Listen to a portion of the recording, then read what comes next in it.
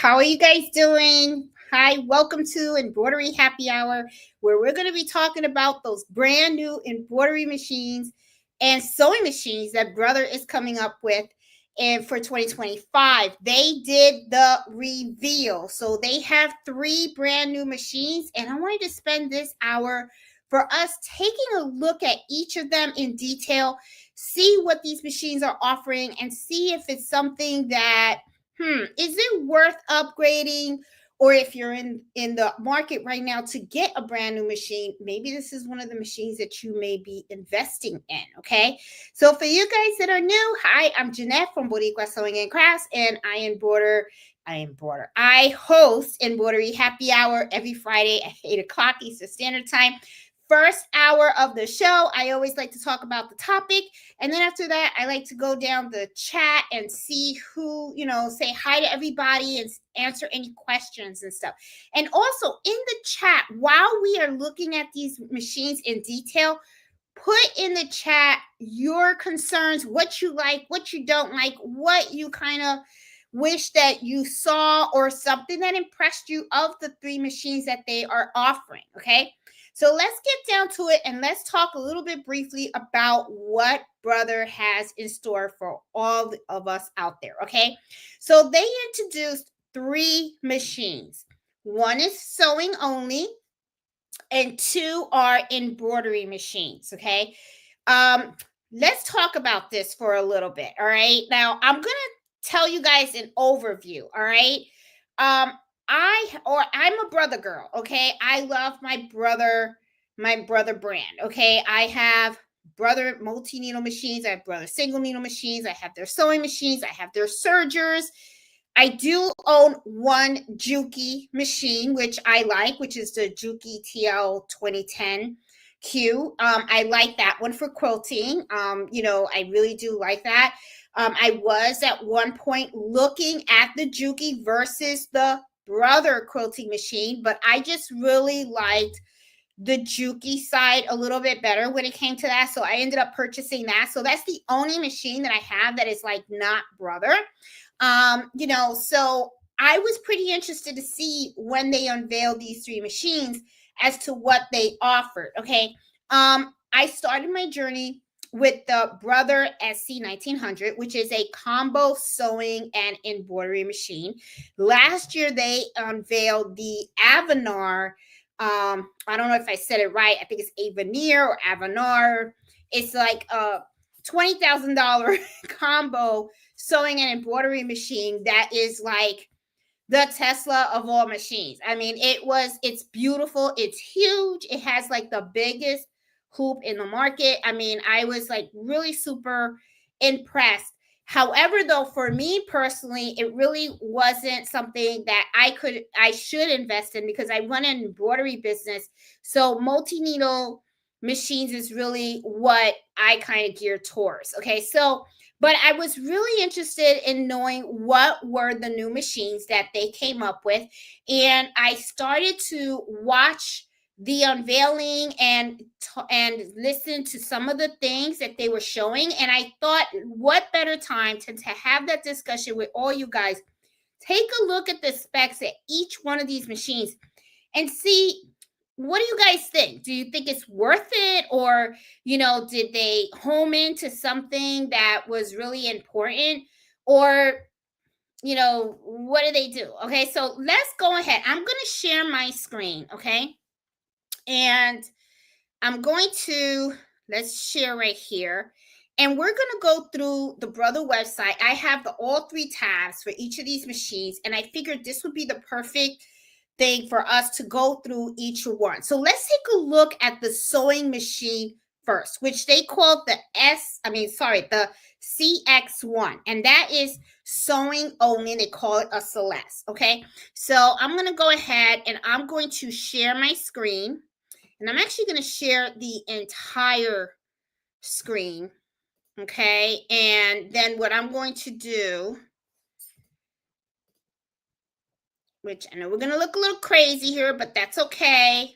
Here it is. Okay, so, and I want to make sure that you guys can see what I see. I think I'm good, because I think I've gotten a lot better at this StreamYard, But let me go over to YouTube on my end just to make sure that you guys are seeing exactly what I'm seeing. So just give me a minute, because I remember once I did a live and I screwed it up, and you guys were calling me like crazy to see to let me know that you couldn't see me and all that kind of stuff and everything. So I want to make sure that we are golden. And yes, we are. Okay, we're good. All right, you guys are seeing exactly what I am seeing, and that's what we want to do. So, though, this is the wrong screen that I'm showing you guys. Hold on. Wait a minute. Wrong one. This is the one. Okay, this is the sewing only. Remember, we said we were going to talk about the sewing only machine. Okay, so this is, like I said, I have the Brother SC1900, and I also have a Juki quilting machine. So when I am looking at a new machine, one of the things that I will always look for is a feature that I don't have, that I need, or I know would be really useful for what I'm using the machine for. Okay, so it really depends on what it is that you do. All right, so when I first looked at this specs right here, it kind of emphasized right here, it says over 760 built-in stitches. Now I really don't remember how many stitches are in the SC1900 or the SC2000. I do know they do have a lot of decorative stitches in there. I have to be honest, my personal experience, I have not really touched too much on those decorative stitches at all. Okay. So, like I said, it depends on what your needs are. So when they first started talking about this, I was thinking, oh, okay. I don't know, like, okay, is that important to me? Not really. Okay. Now, the thing that did catch my eye with this was that it says it has the intelligent stitch regulator that's included. Okay. That is like the laser, so that you can actually see where you're going to be stitching and all that stuff. So if you want like 1/4 of an inch, you get that line of 1/4 of an inch and all that kind of stuff. I think that is worth a lot. Okay. So a lot of machines that have this, I think is like so super awesome, because I actually had to go out and buy an individual laser to help me sew straight. So I have bought a whole bunch of sewing guides and all that kind of stuff and everything. So I thought that was pretty cool. Okay. Then also they have the wide table that's included, which is actually like the little bed for like quilting, I guess, and stuff. And it says it's 16 by 25. That's pretty large. And they even show right here little pictures of what it looks like. So to me, that looks like a pretty large space. It doesn't, it's kind of generous. So I'm like, okay. But I am going to give you my first impression looking at this machine right now, just looking at the picture alone. One of the things that I really love about it right off the bat is the big screen. This big screen that you see here. I'm like, this is awesome. Okay.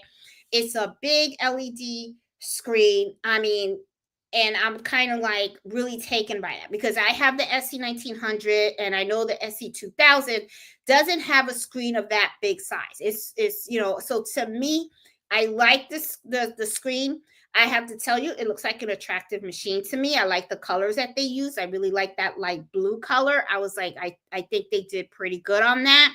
Then, if you look at the other pictures, you could see that it seems to come with a lot of accessories as well, which I was kind of like, okay, it comes with the walking foot, a lot of the nice accessories. You got your knee lifter and everything, which I'm kind of like, okay, I'm not surprised, because those usually come with it. You got, like I said, the quilting and all that stuff. I guess this is the laser, I'm not sure, but it looks like you seem to get a lot. You get a lot of feet and all that kind of stuff, a lot of accessories and everything.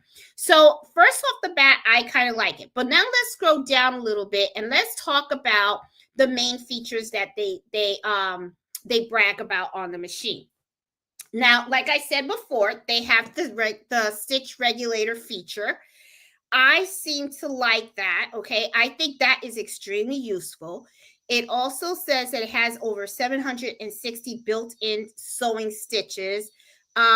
And the Espera, I'm gonna be honest, I'm not a fan of that software. I looked at it and everything, but from what I read, it's a prescription, a subscription base. So I'm not big on the subscription stuff. You know what I mean? If I'm not gonna use something all the time, I don't like to pay for it all the time. So and I have and brilliance and all that kind of stuff. So I don't know. I mean, to me, I don't know.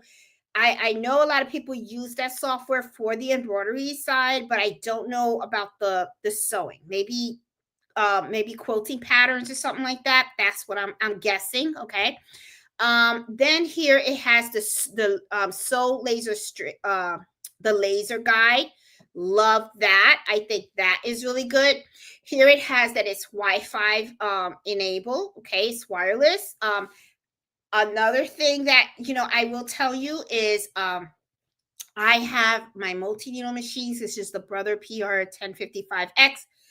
They're wireless as well. I could use it, but I really don't use it. Okay. There is the Brother monitor, right? So that you can monitor whether your machines are going down and everything like that. Even though I have it on my iPhone and I can check it, I really don't, because when I'm embroidering, I don't walk away and leave my stuff on the machines. I usually don't. It's not a practice that I do. I leave the room when my job's finished. That's just how I work. So, but if if you like to walk away and stuff like that and want to monitor it, then this would be a feature that's pretty important to you. It talks about the effective automatic thread tension here. I think that would be nice. The easy bobbin winding. I never thought of their bobbin winding to ever be really difficult. I mean, I know how mine works and stuff, so it seems pretty good. The custom stitch, you can use that feature. I know that there is a way that you can create your own custom stitches in the SC1900. It has some kind of feature like I did browse on it, but the thing is, I'm a straight stitch kind of girl. So I really don't mess with the decorative stitches all that much. So for me, this wasn't a real big like, ooh, I gotta have it. Like I said, what really popped to me was the laser. Okay. The generous workspace. Okay. That is always going to be a plus, especially if you're quilting. All right. Because those quilts can get pretty big. So you do want a nice little table and stuff like that. The LED, like I said before, I think that screen being as big as it is, I think that's a plus. And then it has explore stitches. Choose your next with the stitch collect, a library of the 760. I think that's pretty cool. And then illuminating the light. I think if they have improved the LED light, which I think it has, and I could kind of see in the picture right here, it looks like it might have two lights. I'm not sure. I haven't seen these in person, but it looks like they do have a lot of light, because if you think about it, a lot of people, what they do is they buy the LED strips and they put it inside their sewing machine because they don't get enough light, especially if you are sewing at night. Sometimes you can get a lot of shadows and stuff like that. I know me personally, I bought table lamps so that I can turn them on while I'm sewing in the evening. So if they've improved the lighting, I think that is pretty cool. Okay. So, I mean, all in all, I mean, overall, okay, what I do like is that they have that sewing capability. Now, let's talk about the specifications for now. Let me go in here and let's click on the specifications. Whoops. Okay, there it is. The dimensions. Now, one of the things that when I was talking to my sister, one of the things that she was mentioning is that, she was thinking of getting she's looking at different machines right now, right? And one of the things that she was talking about was the throat space, right? And I was like, oh, well, that is pretty important, especially if you are heavy into quilting, because you want to make sure that you want the biggest throat space as possible. So she was looking at the dimensions, and it looks like this has a larger throat space than what my Juki has. Okay. And, let me see if I can actually pull up the specifications of my Juki and tell you if that's the case, because I'm pretty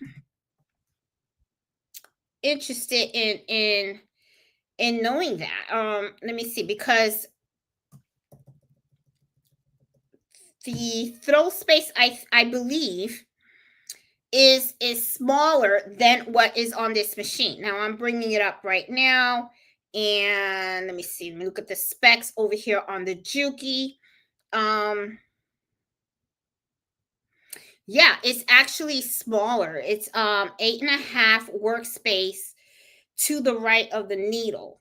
Okay, and here it looks like it is a lot bigger. Okay, so let's see. Let's click on this.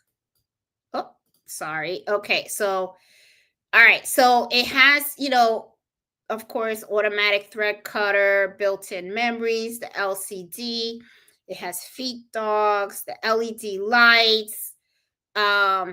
Mouse capability by USB. That is a nice feature. So if you don't want to like touch your screen and stuff like that, you can get a wireless mouse. I kind of like that. That's something else that you can do on your multi-needle machines and stuff. So I'm like, oh, that's pretty decent. I like that. Of course, touch screen. Bobbin sensor. Okay. And the work area. Yeah, it is bigger than what I have in my Juki.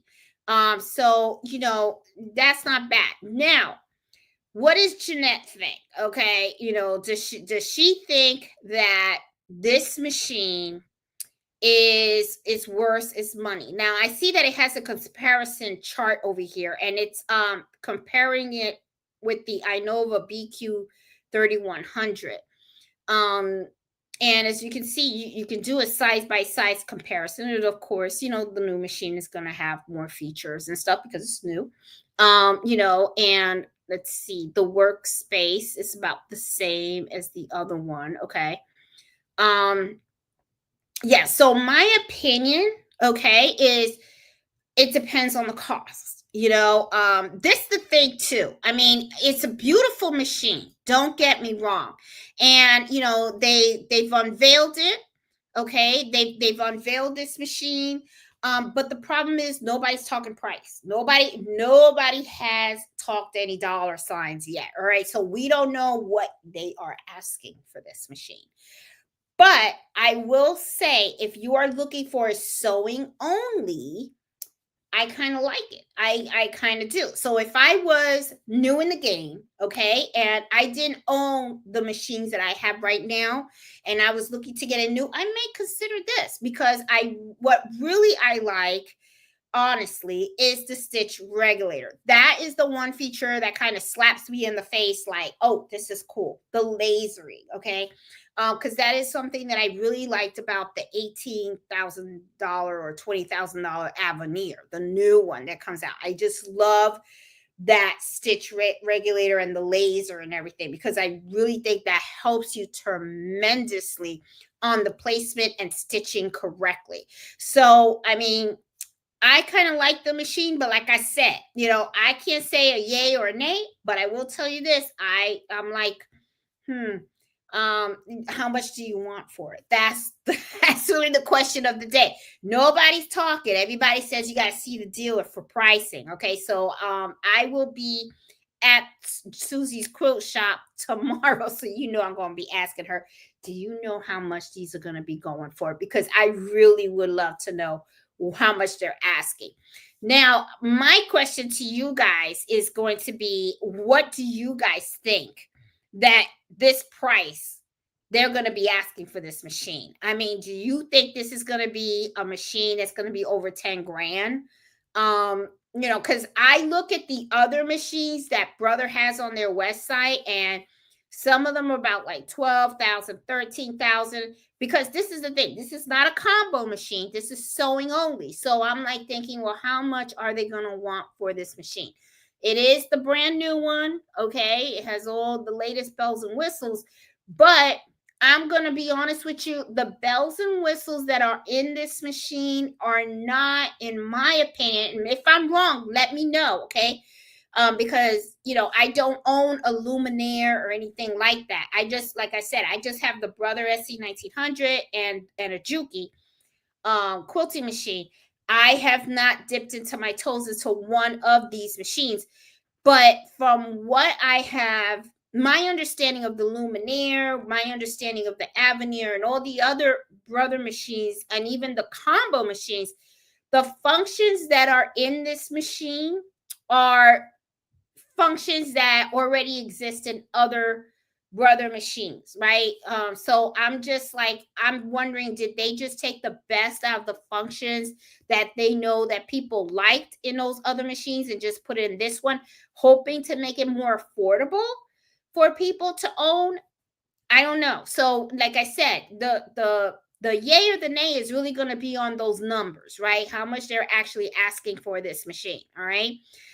Because I know that when they came out with the Avenir, everybody loved the machine, but I will tell you, it's big. It's a huge machine, and what went through my mind was space, because you hear everybody that sews and has their sewing rooms. They, a lot of times they talk about a space issue, right? They always talk about, I have a lot of fabric, I have a lot of stuff. Some people are sewing in their dining rooms, some people are sewing in their living rooms. Some people, have taken a bedroom in the house, and so the way the space is going to be an issue. Okay.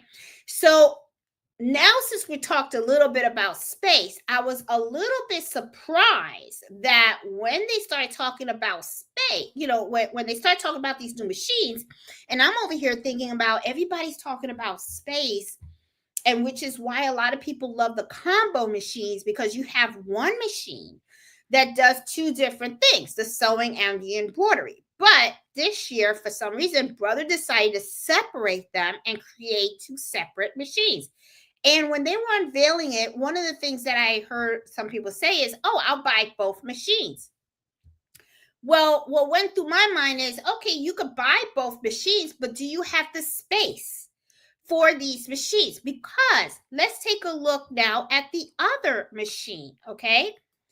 This is the CX1e embroidery only machine, okay? So looking at it right now, as you see it in front of you, it looks almost the exact same size as the sewing machine that we were just looking at. So what goes through my mind is, okay, if someone was to come in and say, you know what, I want the Celeste series or this Chelsea series, or I don't know, whatever, the C series, okay? Are you going to have the space for these two big machines in your sewing room? That's the thing. Okay. So my thing is, I'm thinking you're going to have to pick one. Either you're going to do the sewing or you're going to do the embroidery. Okay. Because if you want to do both, then this series is not going to work for you, because it's not combos machines. These are just in one area, and then you have the other. So let's talk a little bit about this embroidery machine. This is a flatbed machine. Now, I was pretty interested in this because, like I said, I started with the Brother SC1900, and the hoop is a 5x7. Now, you can use a multi-positional hoop and increase it to a 5x12.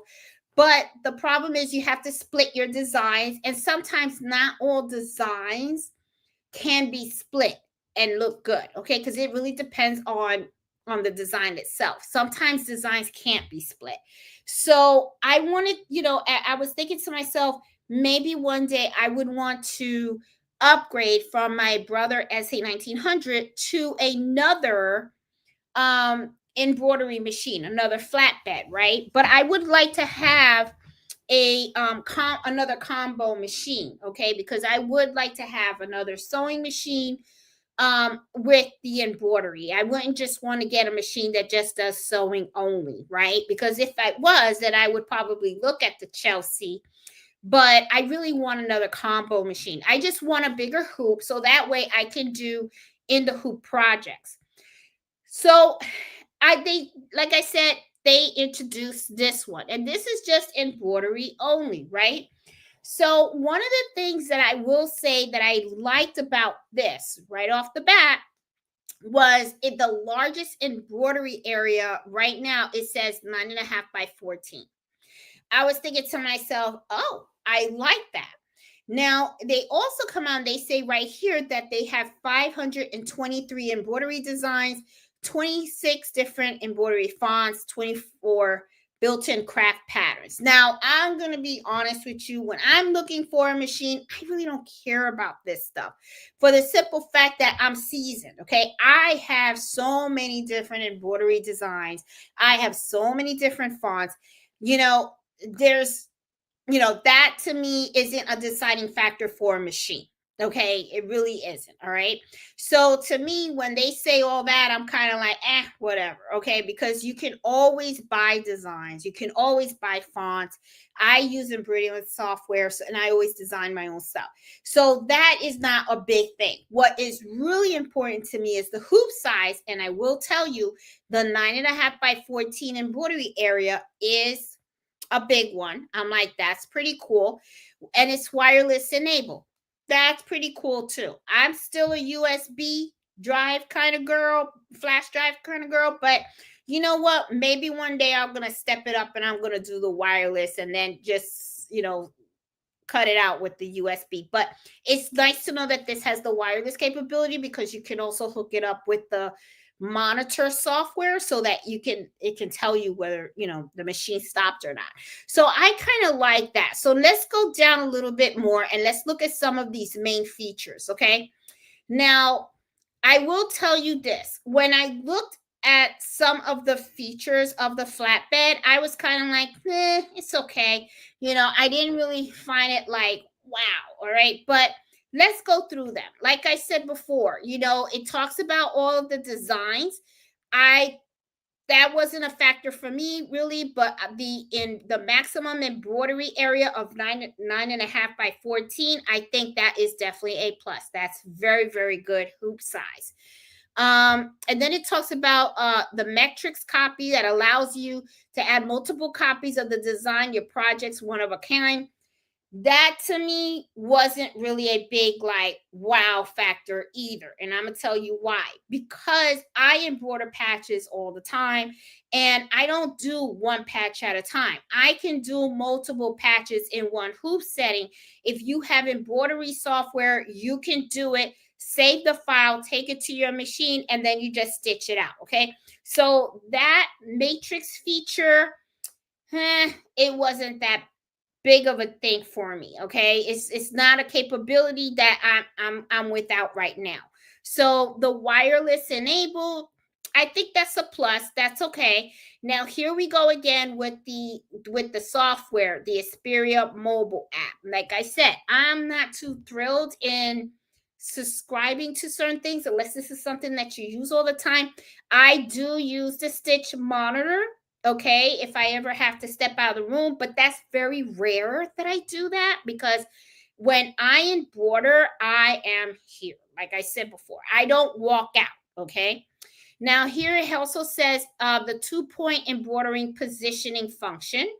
Okay, so that way you know exactly where you are going to be embroidering. I'm assuming this is very similar to the snowman feature. Okay. And I have that on my 10 needle machines. So I don't have it on my 6 needle machine. The 6 needle machine, what it does, it has a laser point. But I'm like, okay, the SC1900, it doesn't have a laser or anything. It doesn't have a positioning. You have to actually use templates and lower your needle to make sure you're exactly where you want the embroidery to be. Okay, so you got to do a little bit of maneuvering. So that to me is a plus. Okay, that they do that. I think that is pretty cool. Then they talk about the built-in embroidery designs, the library of stuff. Okay, I think that's great that they give you designs. I think that's a nice thing. But it's not something that I actually rely on, okay? Because I'm gonna be honest, I have a lot of designs on my 10 needle machines. I have a lot of designs on my 6 needle machine. On my SC1900, barely use any of those designs because when I run the business, usually I'm embroidering people's business logos and all that kind of stuff and everything. And I'm creating stuff for myself. And, it's just not something that I usually do, you know. Now, the LCD display, love it. Okay. I will say I do like that big screen. I don't have that on my SC1900. Okay. It can be hard to maneuver around those little screens. So to know that you have that, I think that's really cool. And then it also talks about the lighting. Okay. So they've improved the lighting around the machine so that you can look at it, which I think I hope, I don't know how great that lighting is, because all machines, embroidery machines, sewing machines, they already have a light in there. However, though, sometimes it's not the brightest light, right? Which is why you see a lot of people go out and buy these extra lights, the LED strips, like I mentioned before, and all that kind of stuff. So if they did that, I think that's great. Okay.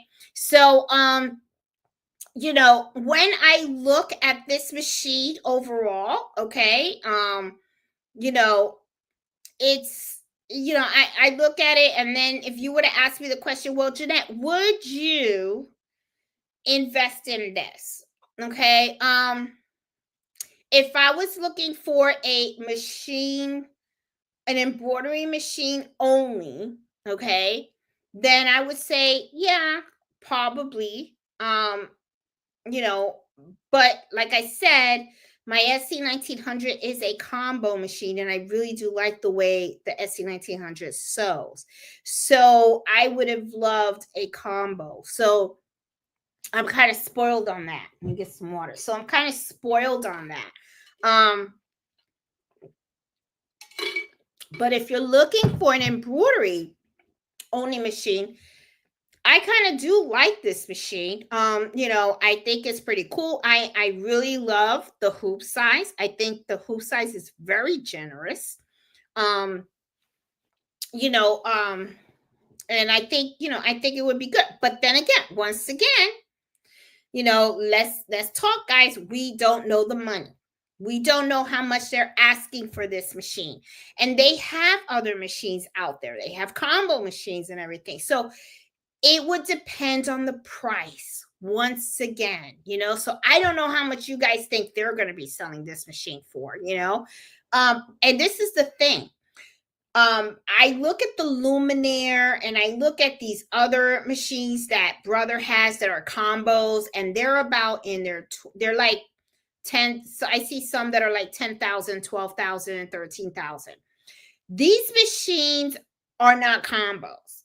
So I would really be surprised if they price those around the same area as those combo machines. Because then I would kind of be like, wow, okay, I understand that you're giving me the big screen. I understand that you're giving me the lasering pit, the laser pointer, the two positioning, laser pointing, there it is right there. And the metrics and stuff. Let me see what else they got in here. Oh, okay. No sewing, problematic. Look at that. They got color sorting and all that stuff. But see, a lot of these things you already have in embroidery software. You can do color sorting in Brilliance and all that stuff. Now I skipped one a little bit too fast.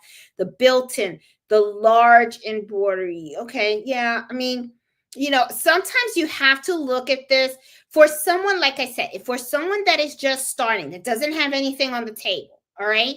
This is something that I would seriously consider because you're starting, right? But for someone that's seasoned like me, I would look at some of these features and say, I kind of already have that. Okay.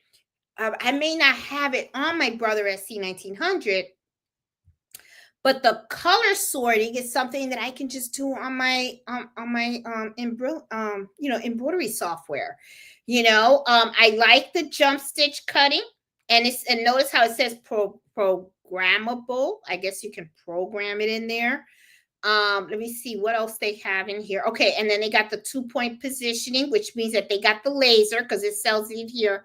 It says includes a precise LED pointer. Okay. I would like to know if it actually has the snowman feature in here, because the snowman feature is something that I use a lot on my 10 needle machine.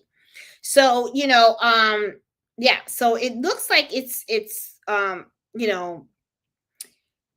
looks like a nice machine. I don't want to say that it's not a good machine, okay? However, though, like I said, it depends on how much, if you are, and it depends on what it is that you plan on doing. If you plan on doing a lot of in the hoop projects and all that kind of stuff and everything, maybe this would be a very good machine. But like I said, I really want to know, what is that dollar sign? Okay. How much are they asking for embroidery only? Okay. So I don't know what you guys are guessing the number would be. We should all have fun and see how much would they be asking for these, because it would be interesting. Okay.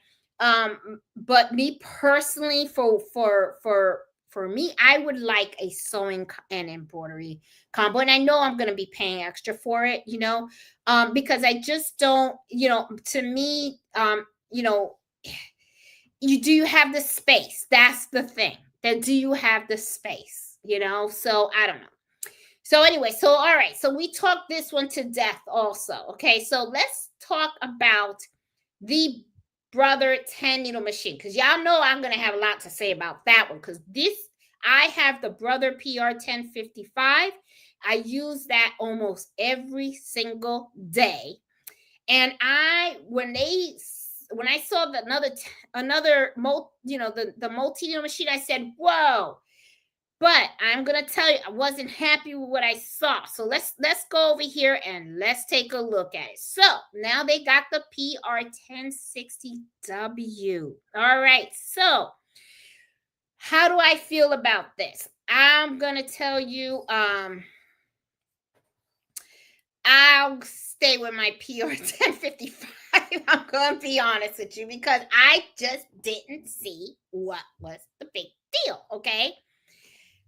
I'm like, they could have done better. I really do. But hey, it is what it is, right? So I guess now they will not be making the 1055 anymore. So if you are in the market for a 10 needle machine, you're going to be stuck getting a PR 1060. But it's not a bad machine, because it is the same machine as the 1055.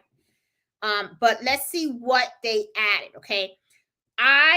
You can see, it's still a 10 needle. Okay. I would have loved to have seen, could you have just added 2 more needles or 3 more needles, or just did a 15 needle? Come on, brother.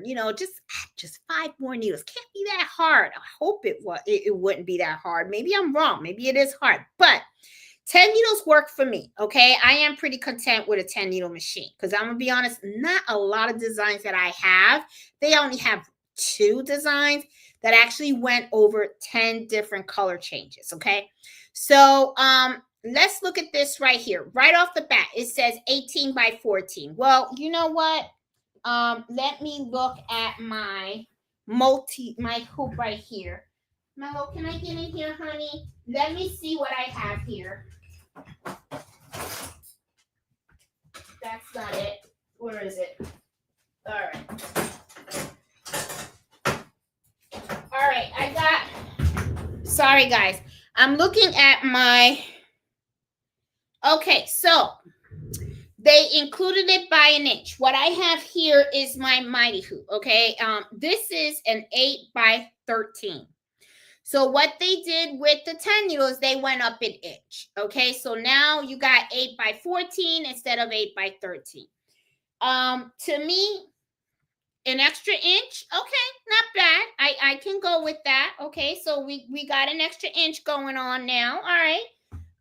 So happy about that. That's a good improvement. Built-in camera feature. The Brother 1055 has that. And then the matrix copy feature. I don't think that's a big deal, because if you have been embroidering for quite some time, I'm sure you've gotten orders, or you had to do multiple patches and you used embroidery software to create the file with multiple patches to fit in the hoop. So to me, that wasn't really that big of a deal. But let's look over the main features and let's see what they got going on over here. Okay. So it talks about the generous workspace. So now you get an extra inch. Okay. So I'm thinking, okay, that's not bad. That's pretty good. All right. And then it talks about the design. Like I said, you can explore their design library. They got a bunch of fonts. They got 3D puff embroidery. And here you go again with the mobile app and stuff, or create your own. That, not a big deal for me. The built-in camera feature, okay, the 1055 has that. I use that. Wireless 1055 is wireless as well. Works great too. You got your mobile apps, okay, which is the Stitch Monitor. I use the Stitch Monitor on both of my 10 needle machines, and it does work great and stuff. So that I didn't find new or anything. So far, the only thing that's impressed me is we got that 1 extra inch on the biggest hoop. Okay, that's the only thing that has wowed me so far. Okay. The metrics copy feature, for me, that's not a big deal. I'm kind of like, it's all right, whatever, operational features. The security lock modes can manage multiple users for businesses without multiple passwords or log on. All right, to me, that's not a big deal. Okay, because even though I do use this for my business and everything, but I don't need people to be locked out of the machine. I really don't, and it's just me working. And if you have employees, I really don't know about all this managing multiple users, security lock mode and stuff. So I'll have to read up on that a little bit more. But it says to allow a business owner to customize access to the machine and functions for different roles. I can't imagine why I would want to do that. Okay, it's an embroidery machine. If I was running a business, I need anybody that worked. If I had employees, they need to be able to do everything that I can do. They need to be able to turn that sucker on and keep them going. All right. So I really don't know what this locking out feature thing is, and why would you want to even do that, Mello? So that to me is kind of like, I don't know. Okay, my design center offers built-in capabilities, all without a PC. Okay, which is of course the screen. Love my screen. It has a higher definition. Come here, Mello. It has higher definition. Okay, well, I don't have a problem with the screen that I have right now. I think it works great and stuff like that. So it works pretty good. It has, here we go, embroidery software. All right, I don't need embroidery software. I have embroidery software. I don't use the PE Design 11 or anything like that. So that wouldn't be of any value to me personally, okay? And then it talks about the tutorial videos. Well, the PR 1055 has tutorial videos. It even came with a playbook and all that kind of stuff.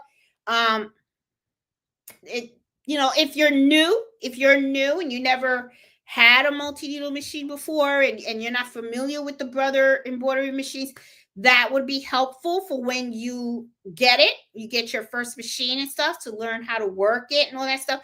But I'm gonna be honest, the Brother machines for me was very easy to learn, right? So I don't know if I ever felt like I needed the videos and stuff. I don't even think I opened up that playbook. I gotta be honest with you. So let's see. So let's see. Of course, here it gives you the 4 types of frames that you're going to use. Honestly, I don't even use the frames that came with my Brother machine. I got a 6 needle and I got 2 10 needles. All these frames that came with the machine are in the closet. Okay. I use mighty hoops. That's all I use on my machines. Okay. So that means a lot. It's like that, that has nothing to me. It's like whatever. Okay. So built-in camera. This one has the 1055 has the built-in. Now here's something that I found very interesting. It says it's including the tabular. Okay, well, guess what? They're a little late on that. Okay, because Mighty Hoop, has its own tabular, which I've already invested in. I already got it, and this works just as great. And it's the same thing that Brother's going. So, I mean, for someone like me that already owns machines, I'm going to be stuck. If I ever have to buy another Brother machine, of course, that means they're not going to make the 1055X anymore. They're going to make a 1060W. I'll end up buying that. But the thing is, the functionality and everything that I see, getting one of these, I mean, honestly, I bought this. I seldom use it. Okay, I only use it if I have like a book bag or something like that that's really heavy. That's the only way. So I really, to me, having that to me is not a wow. Okay, what would really wow me is if they did like, I know when I bought my second 10 needle machine, they threw in the Dookie frames. Okay, that to me is a value because I use those. I use my Dookie frames. I use my fast frames. I also got a wide hat driver, which I noticed they didn't talk about hats when they were unveiling this. Nobody said anything about the hat, so I didn't see anything about like a new hat driver or anything like that. Let me see. Oh, talk about hats. Here we go. But it doesn't say anything because I know this is the brim. And I have the hats. I have 3 different hat drivers for my Brother machines. The regular one, I got the hat brim, and I got the wide frame. So, I would have loved to have seen them really improve the hats. Making it like maybe like a better hat hoop or something, because right now they have like 3 in the market. Okay. And I should do a video and show you guys the 3 and how I use each of those 3. But the key optimism system to customize access to, I just don't see why you would even, I don't know. I don't know. It's just, I don't know. I don't have employees, okay? And sometimes my son does jump in and help me once in a while and everything. And when he does, I mean, there's nothing that I wouldn't want him to not have access to. So I just don't know what that's about. Okay. So I don't know if there's a secret logo in there you don't want folks to embroider. Yeah, it's just, when I look at all of this, and then here are all the features and everything, right? When I look at all the accessories and everything, it's kind of like, I would have loved to have seen like the hat frame and the driver to be part of the package. That's what I really would have loved, I don't know. Okay, so let me see. Do they have, and it's funny, like right here, they have, I would have loved to have seen a comparison chart, because here they have the PR's comparison charts. I would have loved to have seen the comparison chart with the 1060 and the 1055. One of the things that I noticed is they have not really improved the speed on any of the machines. Okay, like this one, it does 1,000 stitches per minute, I believe. And let me see. Yep, 1,000 stitches per minute. So does this machine. Does 1,000 stitches per minute too. So I don't see like a huge, like, wow, now it's faster or anything like that. I did notice that maybe the spacing is a little bit bigger. Okay, because it was 8x13, now it's 8x14. That's a plus. But then I look at all this stuff and I'm kind of like, okay, I don't see anything that really kind of like slapped me in the face and said, whoa, this is like really mega cool. You know what I'm saying? So yeah, so let me get this out of here. So So guys, I don't know. I mean, there's the rundown on the 3 machines. Okay, so they have a sewing only, okay, Celeste sewing only. Then they got the embroidery only. When they talked about the 10 needle machine, I was really glued to the screen there because I was thinking, oh, they got a new one, because I do in the future plan on adding a fourth to the family. I'm thinking about it, depending on how things go and stuff, but I'm thinking about adding just one more, because when I get those bulk orders, I will tell you, having several heads, okay, does help with finishing your orders and stuff like that. But I don't know. I don't know how much, you know I don't know. I wasn't okay, let me see. How can I say this now? I like my brother machines. I do. However, though, I kind of wish that there was really more meat in what they were offering. Okay. Like the sewing, when I looked at the sewing machine only, okay, I did like that they put the laser in there and all that kind of stuff and everything. I'm hoping that what they did was they took all of the best sewing features they had and put it all in one machine. The only thing I just don't like is that it's just a sewing only machine. So to me, it just wouldn't work for me. And then, of course, I'm not going to get an embroidery only machine. I'm more of a combo girl, okay? Because space means everything. And for me, I just look at it as, from what I hear from the community and from what I see on Facebook, when I see everybody putting their posts out there and all that stuff, and they're all talking about these machines, they kind of like, you hear people say the same thing over and over again. They're always they're trying to build these she sheds. They're trying to get a dedicated room into their home to make it into their sewing space. So to me, if there is someone out there that really likes sewing and likes embroidery, they're going to be geared more towards a combo machine. And the thing that I liked about the Avenir, that it was a beautiful machine. The functions were great, but the price was so huge. Okay. It costs more than a 10 needle multi-needle machine. So when I saw that price, okay, and I saw how big it was, I was kind of like, I could buy another 10 needle machine for that price. So to me, I just couldn't justify thinking, okay, I'm going to get me an Avenir, because I was like, I would prefer, for me, my situation, I would prefer to take that money and buy another multi-needle 10 needle machine.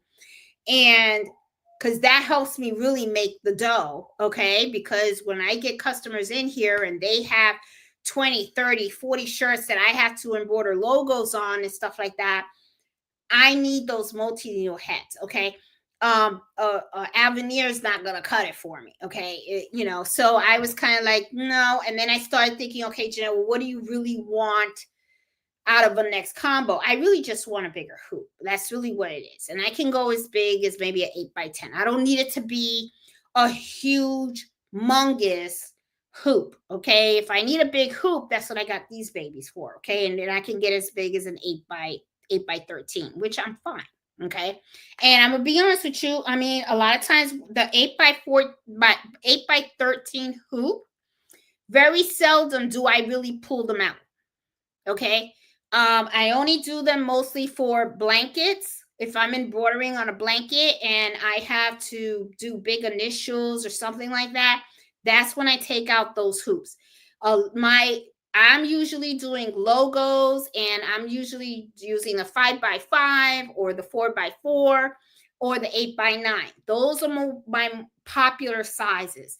Is it good to have a bigger hoop? Absolutely, it's good to have it, because you never know. That means that you can do the back of jackets and all that kind of stuff, So that's pretty good. But I am gonna tell you, when I saw that they came out with a new multi-needle embroidery machine, I was a little kind of like, I'm gonna be honest, I was a little disappointed, because I would have loved to have seen more needles.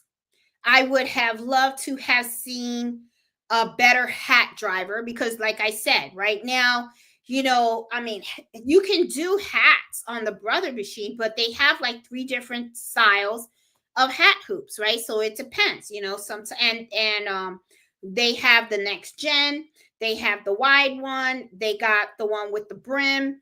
Then I got the regular one that came with my 6 needle. And this is the other thing that I would have loved for them to have put on the 10 needle machine. The 10 needle machine has the snowman capability, and the camera. And I think that's great. But sometimes you want that laser pointer too, which is one of the reasons why I love my 6 needle embroidery machine. The 6 needle machine has the laser. So my whole thing is they've incorporated the camera and the laser into some of their sewing and combo machines. I've seen it, okay, where some of these machines have the snowman capability and they also have laser.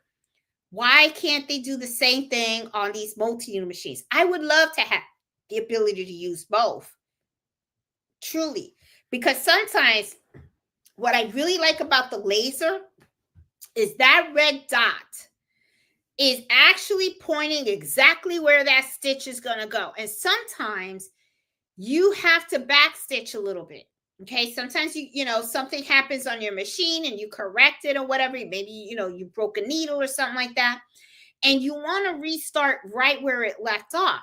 When you look at the camera, you can kind of see it, but then you got to like expand the picture to see if you have it on that exact spot. If I had a laser, I would be able to actually see exactly, and then I can backstitch exactly to where I need it to be, like I do on the 6 needle, and then I'm good to go.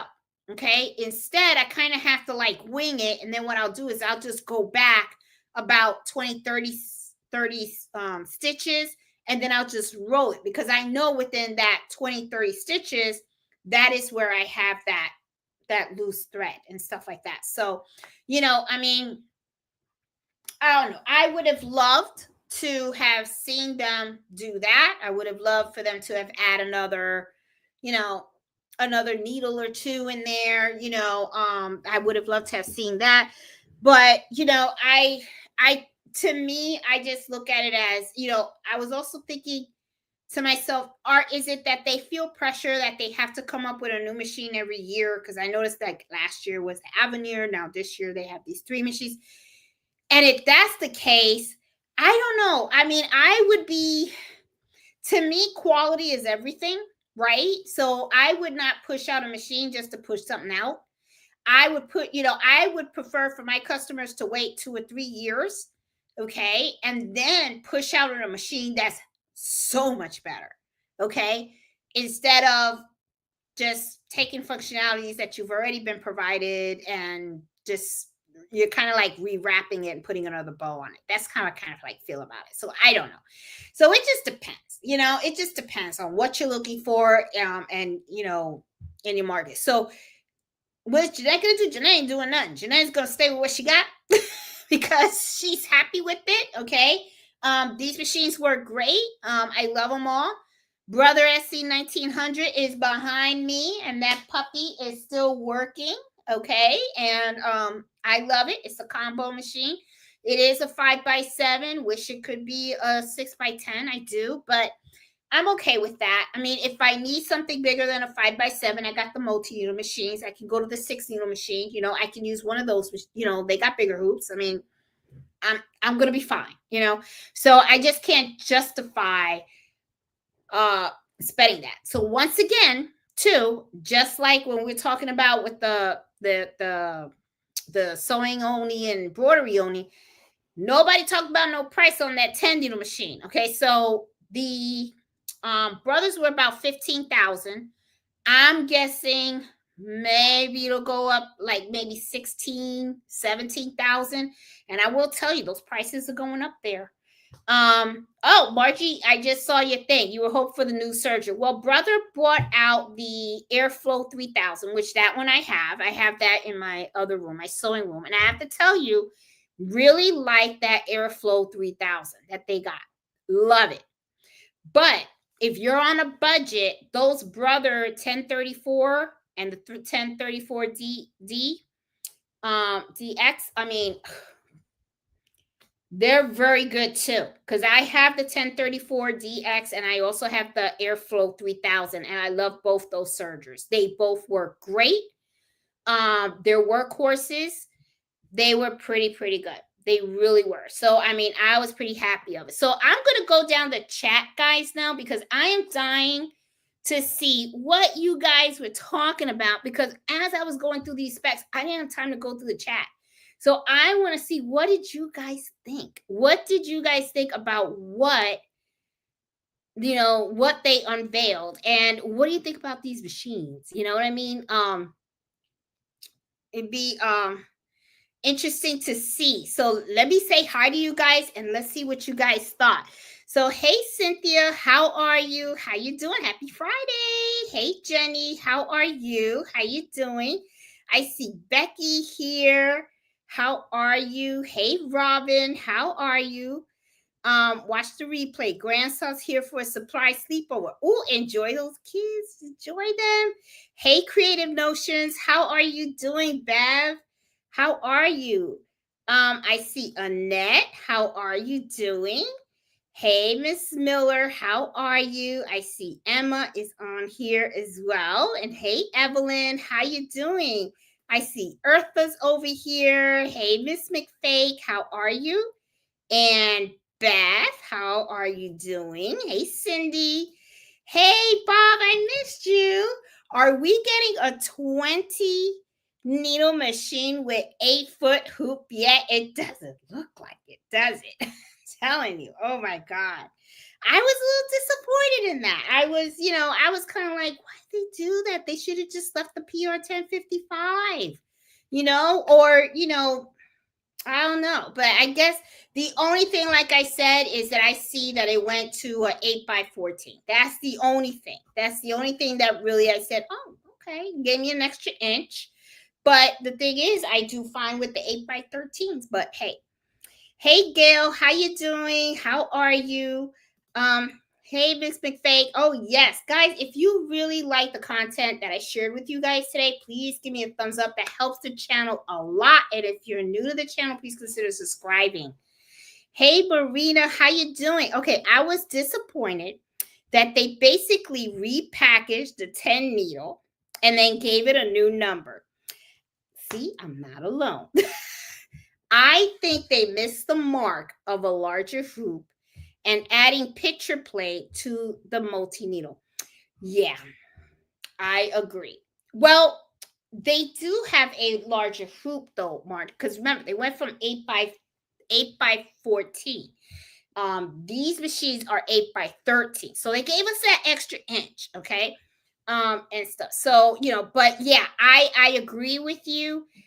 All they did was repackage it. That's all they did. And but hey, it's a really good machine, but I just the stitch regulator is more like a walking foot, I do believe.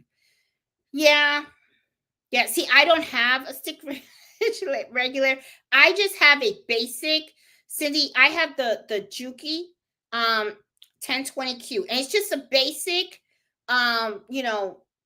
semi-industrial straight stitch machine. Okay, because that's what I wanted to do, just so that I could quote and stuff. So I just got a basic straight machine. And I will tell you, I kind of love that machine. I really, really like it. And for decorative stitching and all that kind of stuff, that's what I got this baby for over here. But I still have problems sewing straight, I tell you. And I've done it all. I got a laser, I bought an external laser so that I could follow that red line. And and unless I take a marker and I just like draw the line, and I can do stitch in the ditch pretty good, but yeah, but going straight, kind of mess up on that. Hey Jenny, how you doing? Oh, she's saying hi to everybody. Hey Pearl, how are you? How you doing? Let's see. Oh, and Marina said, I think it does a decent job marrying the sewing and quilting, good features for each interest. Yeah. Yeah. I mean, I kind of wish though that they, that we'll see. Oh, I guess Marina's saying she is guessing 45 to 5,500 for the sewing, I guess for the sewing or the embroidery machine only. Yeah, and you know what? Is that a really good price for that machine? I think it is. I think it is for what you get in that machine. I think that would be a decent price. It really does, because the combo machines, when I look at them, they're about like 8,000, 12,000, 14,000. Okay. Once, I'm gonna be honest, once I see a machine costs more than my 10 needle multi-needle machine, that to me it's like, no, I'm not interested in it, for the simple fact that I know that I can get my money back on a multi-needle machine, because you have no idea. That's how I ended up with so many of these 3 machines, because I got one and I was able to really make that money back so quick. And then what I did was I was able to take that money, pay it off, and then make more money and invest it in a second machine, then a third machine.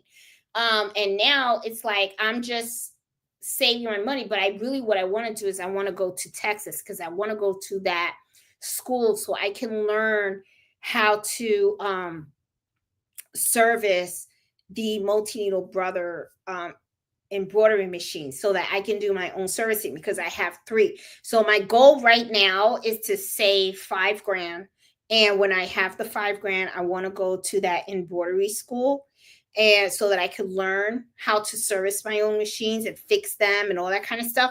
And then I'm going to continue to save my money, and at least so that I can get a 4th machine, if possible, another four multi-needle. So that way, because I do get a lot of bulk orders, and when I get those bulk orders, it does help when you have multiple machines, because you can do those orders faster. And if you can do them faster, then you can actually charge less for the embroidery, because I charge by time. I don't charge by number of stitches and all that kind of stuff. So yeah, I think the laser guide and the stitch regulator are 2 different things. Yeah, I think it is. See, I have to really look into it and see and stuff.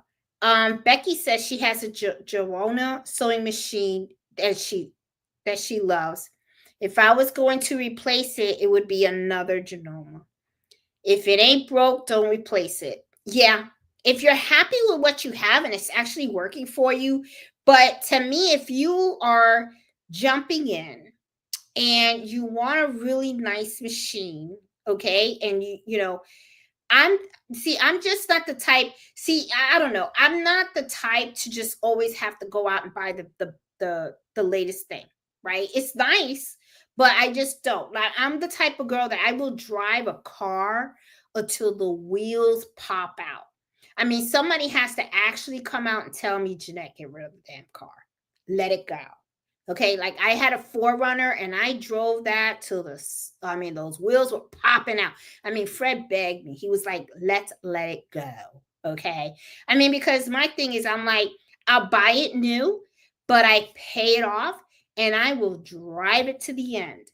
And I just feel the same way with these machines. These machines, they cost a lot of money. They're not cheap. Okay. Especially the good ones. They're not cheap. It's like you're basically buying a car. So trust me, I will run these embroidery machines to the ground.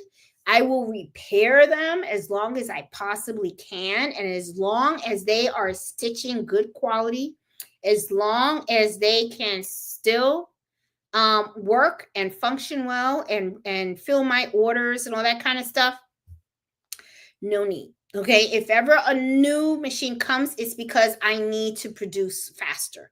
That's it. I have my SC1900 for a very long time now. Still works great. Still love the way it sews. It still is my sewing machine. I mean, I use this mostly for sewing. I do very little embroidery on that now that I have the multi-needle machines. That's why it's like I look at these combo machines and sometimes I think to myself, oh, I would like a new machine. But it's just at that moment, I just feel that itch. But then when I come home, I'm like, I'm pretty happy with what I have, because if I need something that's more than a 5x7, I have 3 other machines right here. Okay. So I mean, I could just pick one and I can do whatever. As for the sewing part, when it's like sewing bags or stuff like that, I got this machine. It sews really well. I really like the way it feels. I'm so used to it and everything. Works good for me. If I want a quilt, I got my Juki. The Juki, I like it because it's heavy. It's sturdy and it works really good. It's a simple machine. It's quick. I like it. And it works. So that's why to me, I'm like, okay. But I also think to myself, I don't want to be a machine hoarder either. Okay. So I look at it like if I do in the future ever get another machine, it has to be because it's a function, that machine is offering functionality that I can't live without. Okay. So when I look at, oh, I would like another combo machine, that means that the SC1900 would go away. Okay. I would either sell it or I would gift it or something. Okay. It's going to go away. It gets replaced by another combo machine because it has a bigger hoop that maybe I need for in the hoop projects, or, maybe it sews better. The combo machine has more sewing capabilities, stuff that I really like. Then I would replace it. But right now, nah, I'm happy with what I got. I mean, it's fine, and this is the thing, guys. You guys can go broke buying all these machines too. That's the other thing. All right. So let's see. Bias Bakery, she said, I had my brother PE 535 for 2 months prior to upgrading to the multi-needle machine. Yeah, you do. Sometimes when you start with small hoops, you upgrade pretty quick, because what ends up happening, and this is the thing that I find, okay, when I always tell people, buy, you gotta make sure this is something you want to get into, because embroidery can get very addicting. All right. Once you have, which is why I bought the Brother SC1900. I knew I wanted a sewing machine, but then I also wanted to try embroidering. So a 5x7 hoop I thought was best. So I bought that machine.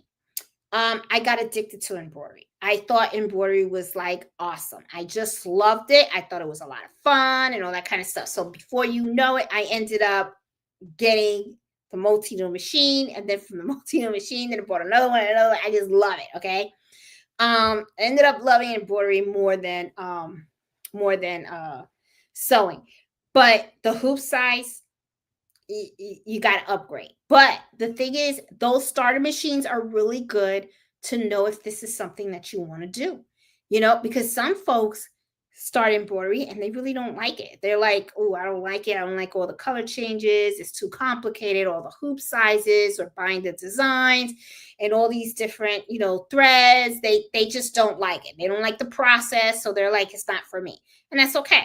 I mean, you better, it's best to know with a 4x4 and a 5x7 than for you to go out and buy a big machine and all of a sudden you're like, oh shoot, this sucks. Now I got this $15,000 machine sitting here, so yeah. But yeah, and hoop size, very important. Yes. Definitely. Hey Peggy, how are you? Hey Pearl. And then I don't like walking away either, although I can't. Same thing to me too. Because this is how I see it. The moment I walk away, my luck, okay, there'll be like a problem with the thread, or the machine will stop, right? I have to rethread, or I run out of bobbin thread or something, right? And you want to always, especially when the machine starts to embroider, I always like to watch. And then I always am re-looking at making sure I have the right color at the right needle and all that kind of stuff and everything. Because I've made that mistake. I showed that, I think, last week that I showed you guys when I was embroidering a baby blanket, and I put in the color of the thread, but I didn't pull it all the way through, and then it embroidered in one color and then started embroidering on another. So I make mistakes. So I don't like to walk away from my machines. Okay. If I am working on something, I'm here until it's finished. You know, that's just how I am. I mean, some people are okay with walking away. I don't like to, especially when I'm working on customer orders. I don't like doing that. Okay. Because it's important that I get those orders really, really nice and crisp. You know, I don't like anything looking all funky and stuff. Let's see. Becky says, I never walk away, learn the hard way. I'm telling you, you just never know. I learned really quick, walking away is not always the best idea. It sounds like it has a camera or a scanner. Wonder if it has the design center. It probably does. I mean, I know the 10 needle machine does have a scanner, and I believe that the embroidery machines, the Brother flatbed embroidery machines, have a scanner too, because they do have the snowman feature and stuff. So yeah, I think the Stellar is much better bang for the buck. And I heard so many people talk about the Stellar and stuff. And you know what? I'm gonna ask Susie tomorrow if she has that. And for you guys that don't know, I am going to be hosting the embroidery club at Susie's Quilt Shop tomorrow at 10:30 in the morning. So if you guys are in Northern Virginia and you want to join the club, I mean, it's free. Okay. You don't pay for anything and stuff. It's just going to be us hanging out, talking, nothing but embroidery. I'm going to be doing show and tell tomorrow and stuff. So I'm pretty excited about it. So I'm going to, get up early in the morning, get dressed. I'm going to be psyched. Okay. Because that's going to be pretty fun. I'm looking forward to meeting the folks and see who wants to be part of the club and all that, and get ideas of what we're going to do and all that. I think it's going to be so much fun. So yeah, but I have to get my hands on a Stellar. A lot of people say good things about that machine. So much change, stress last year. Let's see. Oh, Carol, yes, I've seen those pull-ins. The Crafty Puerto Rican has one. She has one, and I talked to her about it. Me and her were talking. And she likes her pulling. She says she likes that machine. She says it works really well, very easy. Also have the combo and the pulling sews only. Okay. Yeah, that is another brand that has come out and people seem to like them. Hey, pretty eyes, how are you? They just repackaged and gave it a new number. Yeah, that's just how I feel. She has the Brother 6 needle. I have a 6 needle. I don't see a significant difference between and this. I wish Brother would really compete with Melco's needles. Yeah, I kind of sometimes wish that they put in a little bit more needles too. Kind of agree. But I got to be honest, like I said before, I only have 2 designs that really went beyond 10 needles, right? The most I've ever had was like, I don't know, maybe 12 or 13 colors. And this is the other thing too, because sometimes I gotta tell you, I kind of go back a little bit on this, right? Sometimes I think to myself, do we really need 15 needles? Do we need 20 needles? Because sometimes you see machines with like 20 needles. And then I think to myself, would I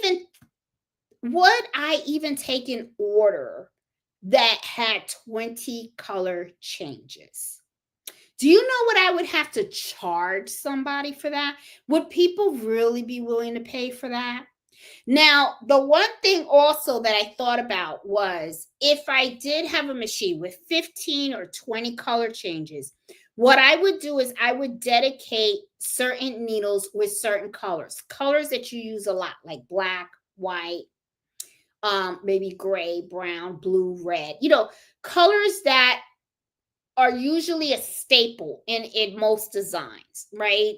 Sometimes you'll see stuff that people use a lot of black or white and stuff, but I could do that with the 10 needle but because you can do that, you can anchor it, and then you could be like, okay, uh needle 10 is going to be black, needle 9 is going to be white, and then the rest of the 8 I can just change them out. You can do that, and so sometimes I do kind of go back and forward. I'm like, okay, would I really need 15? I think 15 is a safe number. So I kind of agree that I kind of wish sometimes that they added just a little bit more, and stuff. I wish I had purchased a 10 needle. And you know what, Breeze, let me tell you. I bought the 6 needle just like you. My husband at that time told me, he said, Jeanette, just get the 10 needle. And I said, no. And it was because of the money, right? I was like, no, I that's a lot of money. I don't want to spend that much money. And I was thinking, no, 6 needles enough. Well, I'll tell you, after 3 months, I was like, why didn't I get the 10 needle? Why did I bother with the 6 needle? I should have just got a 10 needle. And I was even thinking about trading it in and getting a 10 needle. But then I thought to myself, you know what? I'm not going to trade it in. I'm going to keep it. And I ended up I think 6 months after getting the 6 needle is when I bought the 10 needle. And then a year after that, then I bought another 10 needle, and I will tell you, I kind of love the 10 needle. Let's say morning. Okay. According to all brands, the hoop size on the 10 needles say the same. Oh, it did? Okay, so then maybe this is an 8x14, and I didn't know. I have to, let me see. I wonder. I gotta see. I'll look at that, Marina, because I could have swore that it was smaller, or I thought it was, but I could be wrong. Because all I know is I have the 8. See, I just use the Mighty Hoops. I use the Mighty Hoops on all my multi machines. Like I said, I get those hoops that come with the Brother machines, and I just put them in the closet. I don't even bother with it. It's like I don't need it, and stuff. Becky said, I'll stick with my 1055X. Me too. It's a very good machine. I love my machine. I really do. Remember, 3D buff didn't take off like people thought it would. Really unique though. Yes, and I'm not surprised. I knew that was going to happen. This is the thing, guys. Sometimes we have trends, right? What happens is somebody comes out and says, "Oh, 3D puff." Well, 3D puff was nothing new. If you walk into Lids, okay, at a mall, you're going to notice that most of their baseball hats are embroidered. And just to go in, when next time you see Lids, walk in, just for the heck of it, okay? Hey, you're in embroidery. Let's look at their embroidery. Pull up one of their hats. You're going to see 3D buff embroidery. Now, the problem is that sometimes people take certain things and they try to use it in a different way. But one of the things that I say is you got to know what you're doing, and you have to ask yourself, I'm going to be using this for, all right, let me give you an example. 3D puff on shirts, all right, t-shirts. This is the thing that I have to ask you guys, and I want you guys to think about it and answer it honestly, all right? When you put on a shirt, right, you want the shirt to be comfortable. You want it to look nice. But what's more important? The comfort, right? It's kind of like when you go to a store and you pick up a shirt on a hanger. What do? You feel the fabric, right? You want to know if the fabric's soft. You want to know if it's heavy. You want to know if it's light, if it's something to your liking, right? And then you know, and usually the type of fabric that certain clothing is important to us because you want it to be comfortable. Okay, nobody wants to feel stiff or anything like that. You want to feel comfortable with what you're wearing, but at the same time, you want it to be nice too. So let's talk about the 3D puff because Breeze mentioned it. Okay, a lot of times you see the 3D buff. You go to to the lids. And where you see them? You see them on the hats. You see them on patches, right? Very, very popular. Now you see people trying to put them on clothing. This is the question that I have for you. How comfortable do you think that is to have all that hard stuff on your chest? Honestly. Okay. All right. Then the other question that I ask people is, what's going to happen when you wash it? How many of you guys have customers that when you do embroidery on a shirt, right? And then you take, they take the embroidery and they go ahead and they throw it in the washing machine and all that kind of stuff. And then they put it in the dryer and they take it out. And then what they do, they complain because the embroidery is all wrinkled and everything because they didn't know how to care for it. Okay. And they're talking regular embroidery. What do you think is going to happen when that customer takes that shirt that has the 3D embroidery on it, and they put it in a washing machine, they put it in the dryer, and then they take it out and they look at it? I'm serious, guys. What do you think they're going to see? And what do you think? What do you think they're going to be thinking? Oh, this is a quality shirt. Do you really think they're going to be thinking that? Okay. Certain things are good for certain things, and not everything should be done for everything. Do you know what I'm saying? I don't know if I'm making sense to you guys, but what I'm saying is think about what you're doing, where you're doing it, and think of the longevity. How long? How is this going to be used by the customer? Okay. Because this is the thing that I tell people. What's important is the quality of what you provide. That is what's going to speak volumes about you.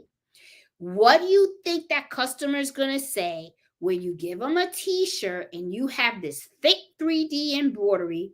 They put it in the washing machine, put it in the dryer, and it comes out looking all kind of funny, okay? And then they can't get the embroidery to look right.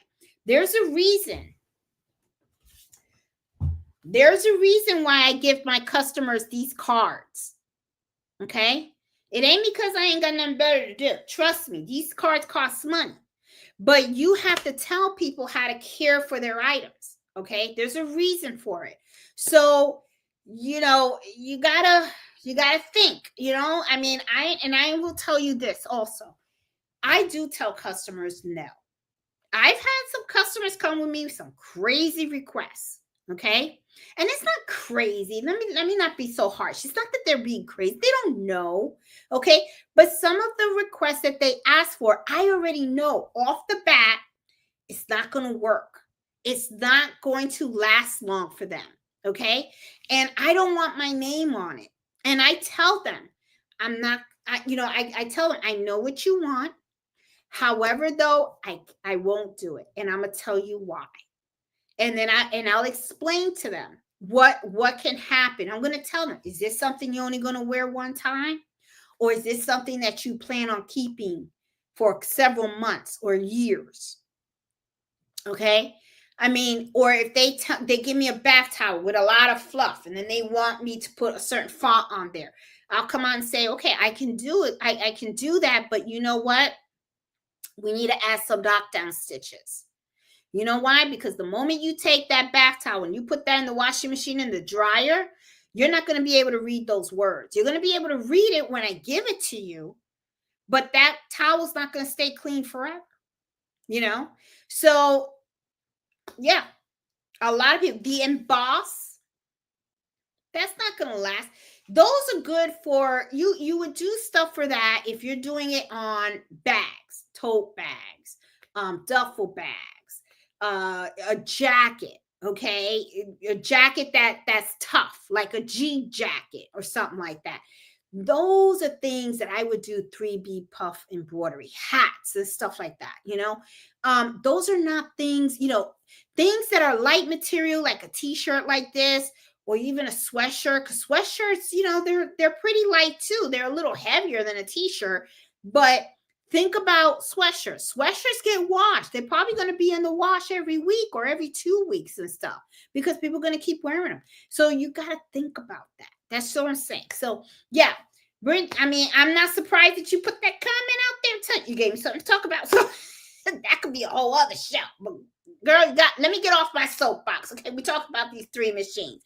But yeah, 3D. And I think the new machines, if I remember correctly, on some of the new machines, some of the designs that they put in there are 3D designs. You can actually get 3D designs. You can buy those. So to me, it was just like, and then they always have all kinds of different designs in 3D too. So that wasn't a big thing for me. Yeah, so Marita says the hoop size is the same. I looked it up. Thank you. Okay, then you know what? Then Marina, what did they do? What did they do? What is so special? I think you are right. They just gave it another number. I don't see. And then what did they do? They said, oh, we're throwing in this. Well, I'm going to be honest with you. A tubeless,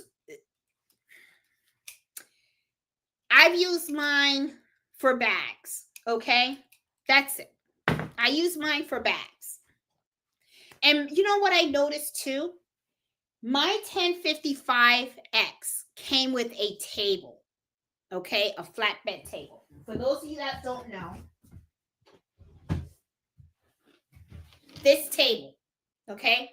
This is what I use for the blankets.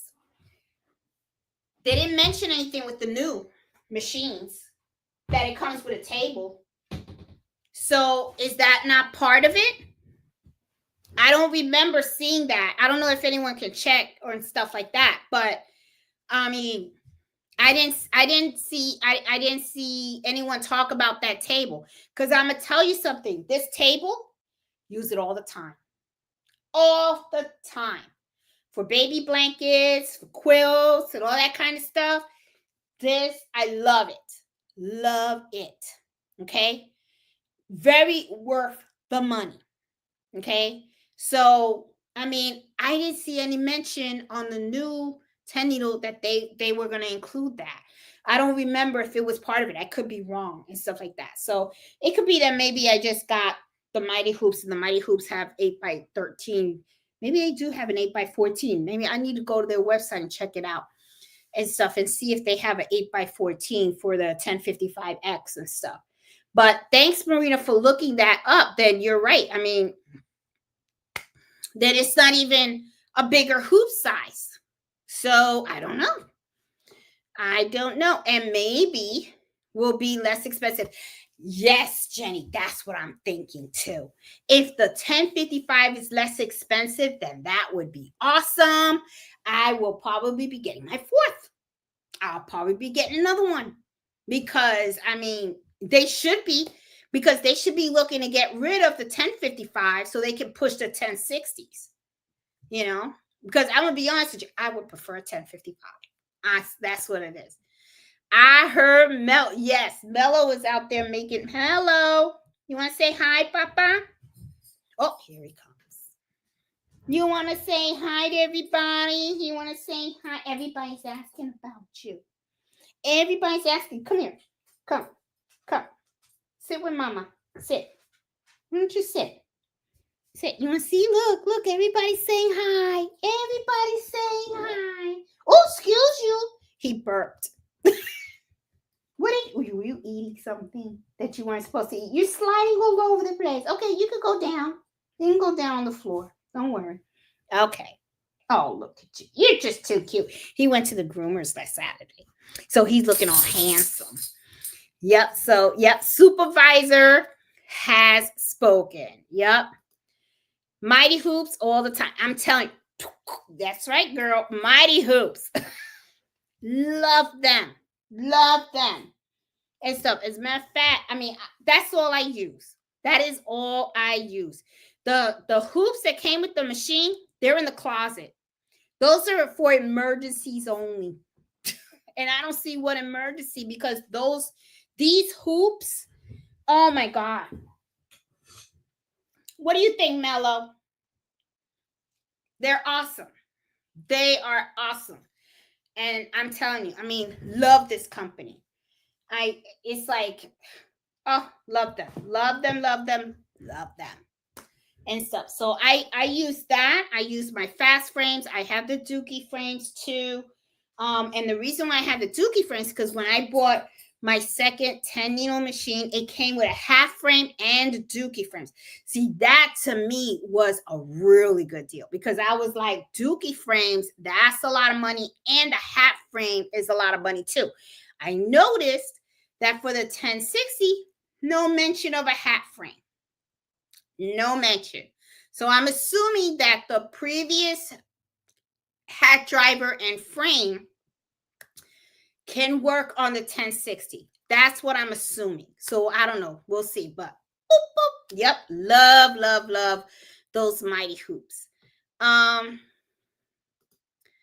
let me see. Becky says, I don't use the frames that came with mine either. Don't have mighty hoops. Maybe someday. I'm telling you, oh, Becky, you'll never go back. I'm telling you, you'll never go back. That is, and Marina says, I use my mighty hoop tower all the time. I keep it on my, yep. Yeah, I mean, I've only used it like twice, really, like twice or 3 times. And so I love them for bags, book bags, stuff like that. This is where to go, you know, and stuff. But yeah. But hey Annette, how are you? We were talking about those new machines.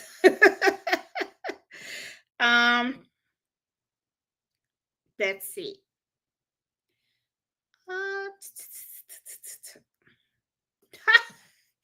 Similar to cell phones, new phone each year, not much upgrades. Yeah, Bree, I mean, you know what? I just upgraded mine, but I upgraded mine because it stopped working. Okay, that's when I upgrade my phone too, just like my cars. Okay, somebody's got to tell me let it go. Okay, that's just how I do it. That's why I need a second multi-needle, the bulk orders. Yes, Brie. I mean, and they'll kill you because it makes it so much easier because you can have all these, you know, like I have 3, right? So I'll have 3 shirts embroidering at the same time. So while those are embroidering, I'm hooping another 3, okay? Because I always buy extra hoops. So that way I can have the item already hooped and ready. And then when the machine finishes, I just swap it out. And it saves so much time. It really, really does. It's like, oh, Annette says she wasn't impressed at all. Yeah, I kind of really wasn't. I was like, I have all 3 of my embroidery machines running today. They are tired, done for the day. They are workhorses, though. Thinking my second will be a Melco. They're a workhorse. I looked at those. My whole thing, Bree, was support. That's the thing. I like Brother. Brother does everything that I needed it to do. So I really just didn't want, I just didn't want to learn another machine or anything like that. And but you know what though, Bree, do your research. Just do your research because you know what? Every brand out there got its good and its bad. Okay, so you got to do what makes sense for you. That's why I don't like to push any brand. Honestly, I don't. I have a bunch of embroidery friends. I have some that do Racoma. I have some that do Melco. I have some that do Happy. Some do Tychina. Brothers. I mean, and some. Let me see. I think Ozzy does. What is Ozzy's? It's SWF. Now someone did a straight stitch or a stitch something. There's a stitch machine, something like that. There's just so many brands out there. The only advice that I tell people though is think of the longevity. How are you going to support that machine long term? Okay. Make sure you get the details when, because everything's going to work great when you first get it out. Okay. I mean, first of all, when they're talking to you, ain't nothing but the sun. Okay. I mean, everything is beautiful. It's going to work great. This and that. Think of it like when you go to a car dealer, right? They want to sell you that car. Well, they want to sell you that machine. It's the same thing. They're going to promise you everything under the sun. Okay. My thing is 5 years from now, 5, 10 years from now, when that sucker stops working, what are we talking about then? Because then you already got my money, right? And I already got the machine. So there's no reason for you to be nice to me anymore, right? Are you going to be able to help me get that machine fixed? And if you can't, how easy is it going to be for me to find somebody to fix that machine? Okay. So just a little bug, just something to think about. And how much does it cost?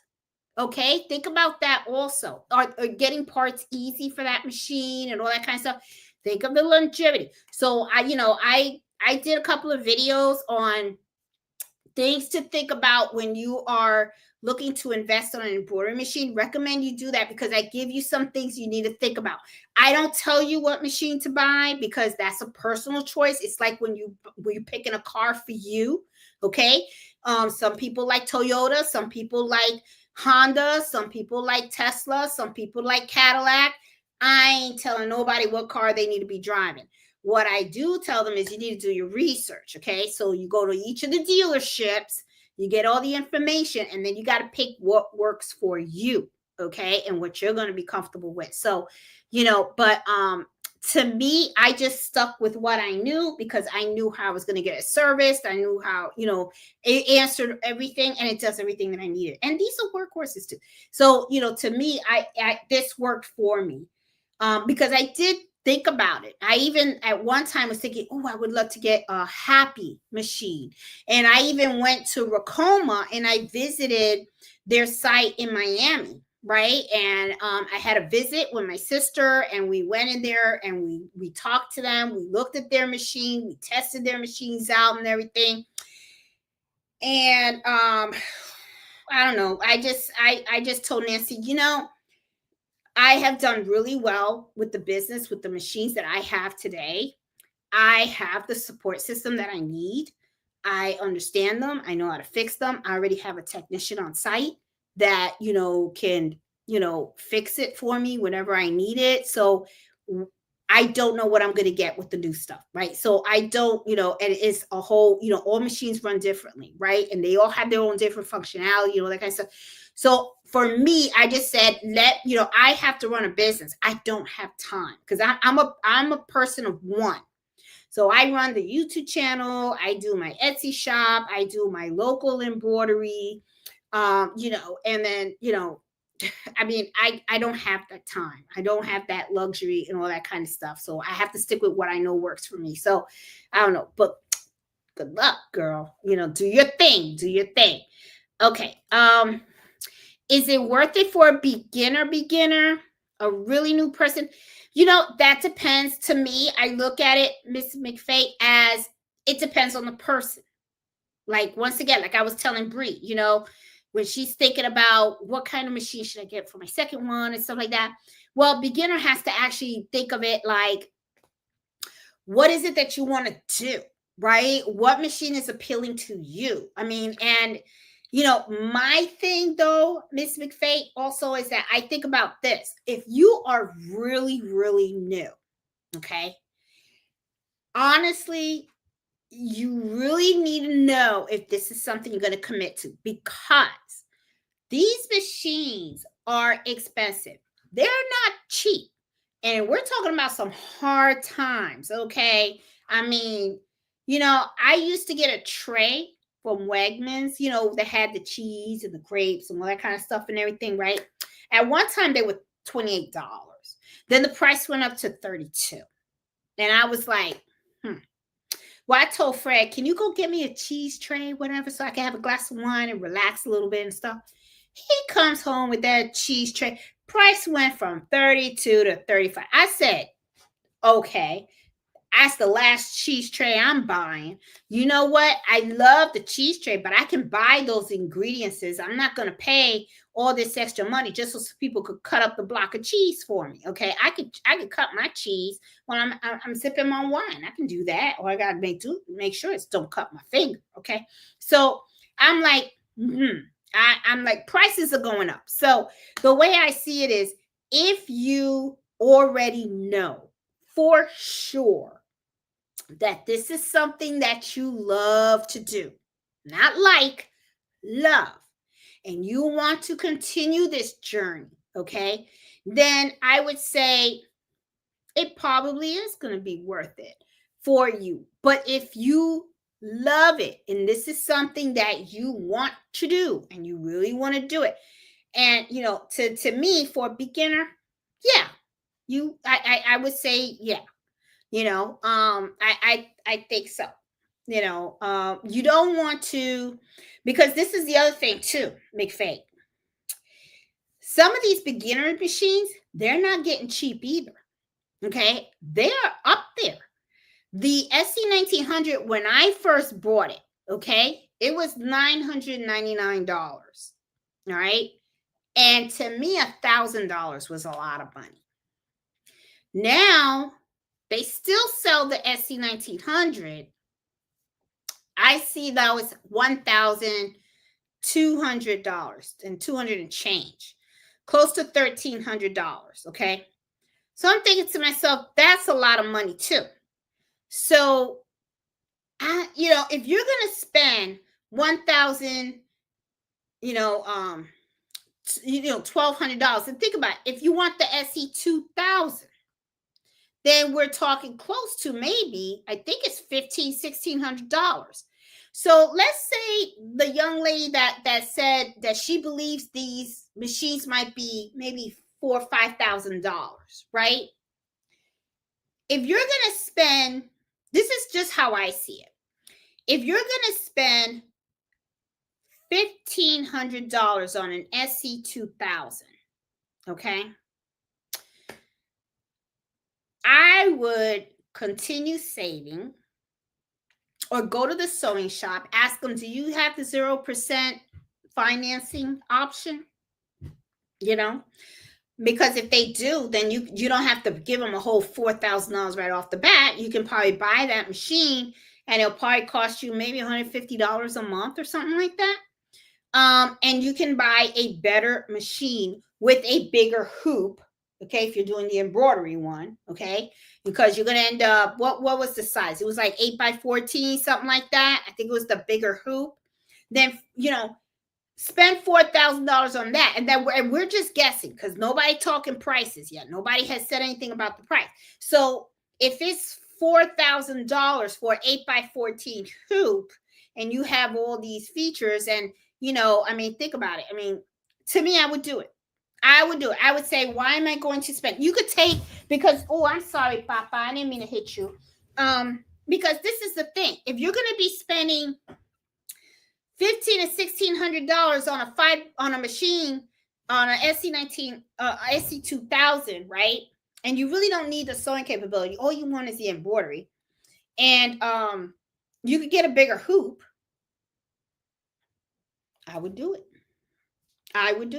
Because with the SC2000, you're just gonna get a 5x7. That's all you're gonna get. So I don't know. Like I said, it really depends. It depends. You gotta really think about it.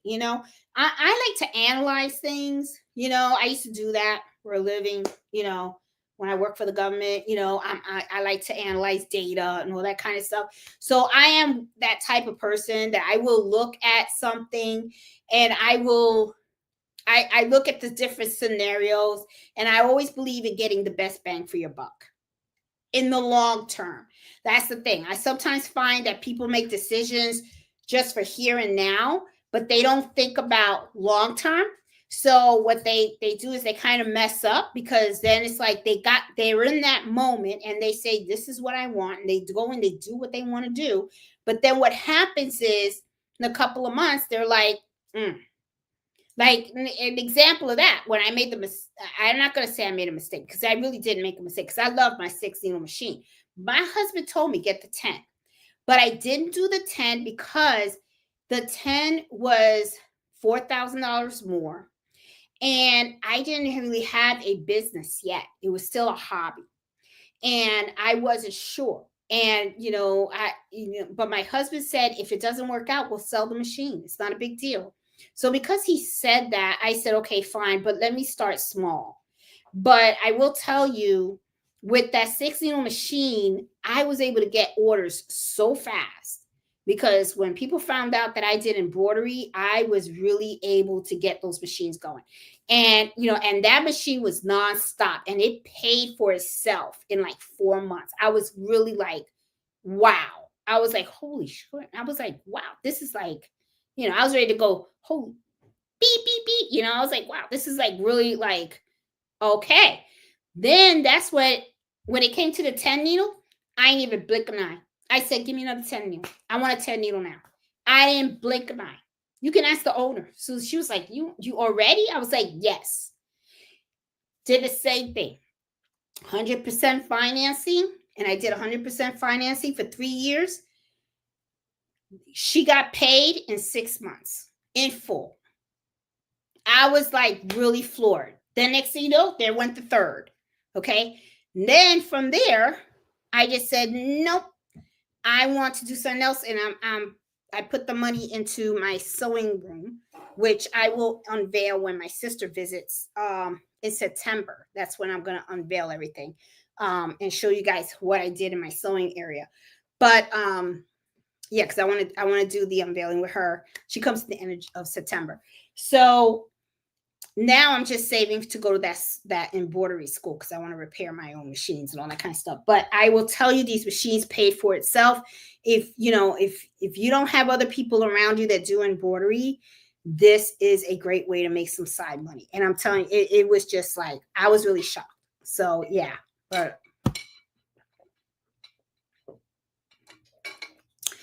let me go down.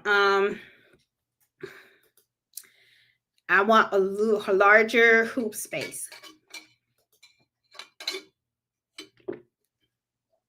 It depends on what it is that you want to embroider. I'm going to be honest, guys. I don't like large embroidery. I don't like to do it. It's nice. Don't get me wrong. It's just something that I don't like to do that. I don't like doing it for customers. And I'm going to tell you why. Let me tell you why. Why I feel that way, Bree, so that from my perspective, because you got a different thing. Sometimes what happens is people are cheap. Let me just put it out there. All right, this is how I feel. Okay, it's the world according to Jeanette. People can be really cheap. Everybody wants something or nothing. Trust me, I already know. So when I do my pricing, okay, I price on time. All right. And one of the things that I know is that I don't haggle price. Okay. I don't do the price haggling. I know what I should be pricing my stuff for, because I look at I look at the project in entirety, and I believe in pricing fair. Okay. I'm not out there to rob the customers, but then I'm not here to work for free either. Okay. I believe in being fair. What problem that I have with very large embroidery designs is that they are expensive. Okay. A lot of thread. They are, to hoop it, you gotta make sure you hoop that sucker right. And I'm gonna tell you, when those large embroidery designs are in your machine, we're not talking about a quick stitch. We're talking about a design that can be under that needle of that machine for maybe 2 hours or more. That costs a lot, because every time that machine is on working on something, that means it can't work on something else. All right. So that to me costs money.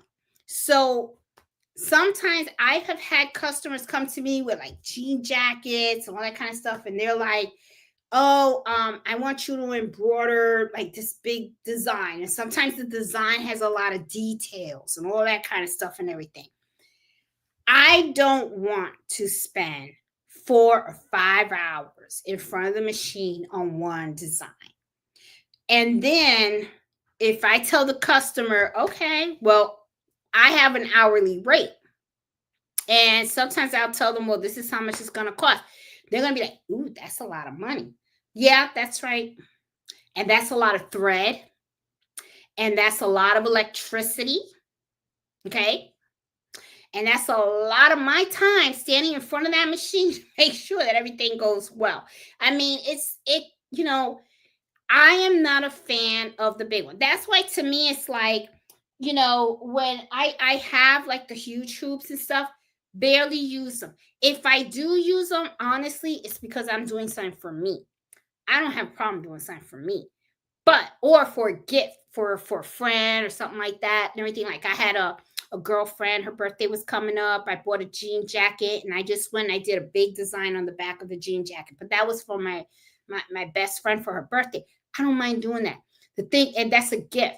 Customers sometimes don't want to pay for certain things. That's why I am like, they'll, I have had customers come and ask me, and then I tell them I tell them up front, it's gonna be expensive. Are you gonna be all right with that? And then when they say, well, how expensive is it? I tell them, well, let me see that design and I can give you a ballpark, but that is not the actual price because I still have to talk to the digitizer. Okay. And sometimes I tell them, well, and I never get them, I always say the range will be from here to this could be the max, this might be the minimum. Okay, I always give them a range. And I tell them, give me 2 or 3 days, and I'll tell you exactly how much it's going to cost. Then I will talk to the digitizer and I will get that price. And then I say, this is how much it's going to cost. You want this? A lot of times they're going to say, no. And you know what? I'm okay with that. I am okay with that because you're talking about a lot of work. A lot of work. People sometimes, that's why, a lot of people say, oh, I want that big hoop and stuff.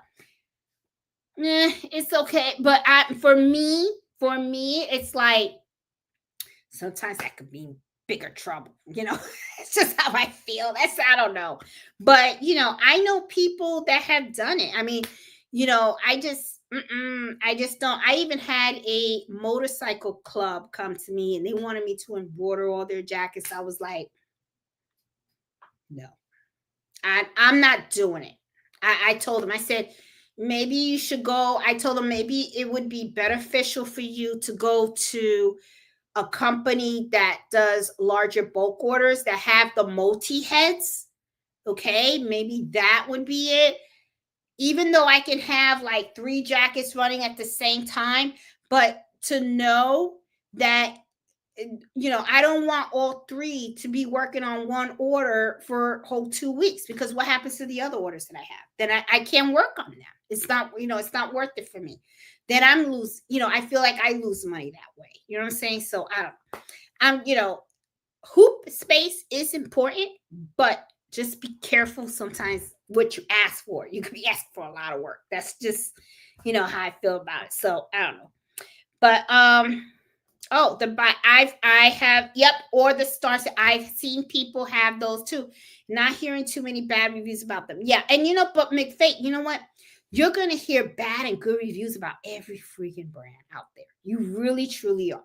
You really are. I mean, one of the things that I tell people to do is if you know someone who actually owns the machine, okay, ask them if you can sit with them and watch them operate the machine.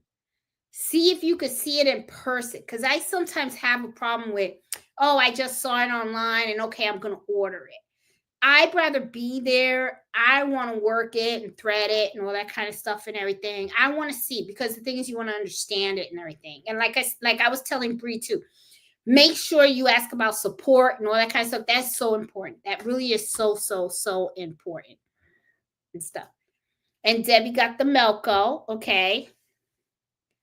The bells and whistles. Yeah, some people, I mean, you're gonna hear good and bad about everything. You really are. The price is definitely cheaper, but cheaper is not always the best thing. That is correct too. You get what you pay for. You get what you pay for. Be real careful sometimes. Yeah, it is true.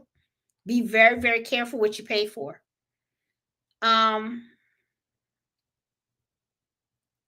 Let's see. Oh, Oh, Cindy says, I have only used the snowman stickers once in the years I have sewn. Everyone's different. I use my camera and Wi-Fi. Laser foot. Yeah, the stickers, what it is that I have in Brilliance, and when I print out the template is printed out with the actual snowman sticker. I have a video on how to do that, and I'm telling you, that's why I use the sticker all the time. I mean, before they usually asked to sell the stickers, and you would place them where you want them. Now you can print out the template with the sticker on it, and then you just place the design where you want it. And I just love doing that. The new machines, in my opinion, a combo of the Stellar and the Loom without the camera, and split one sewing and one embroidery. Yeah, and that's I kind of feel that way too. I feel like they just took like features they already have and then just put it into separate machines, just like you said. I kind of felt the same way.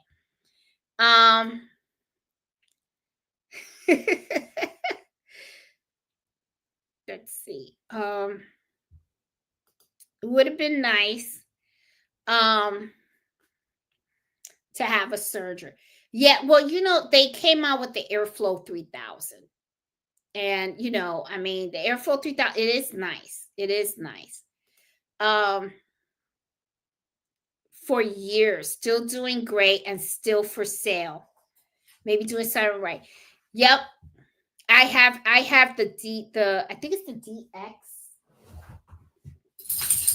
Yeah, the DX, the 1034 DX and stuff. And yeah, and those machines, you get them from Walmart. I got mine from Walmart. It was cheaper on Walmart than on Amazon.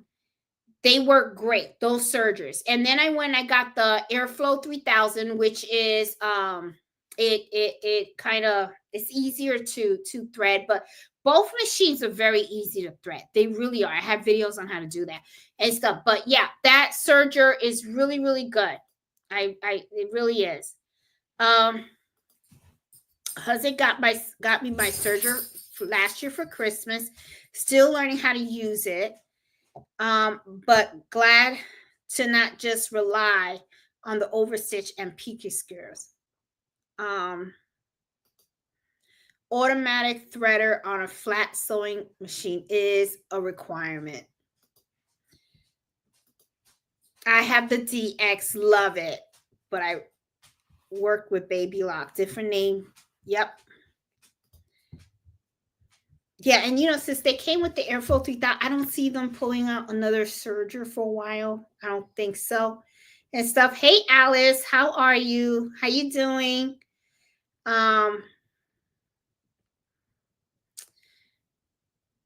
Let's see.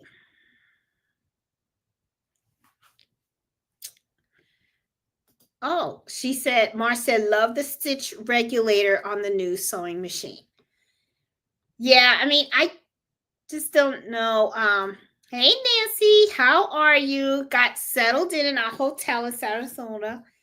I have stories to tell you guys. Oh, my goodness. Already, Nancy's having fun.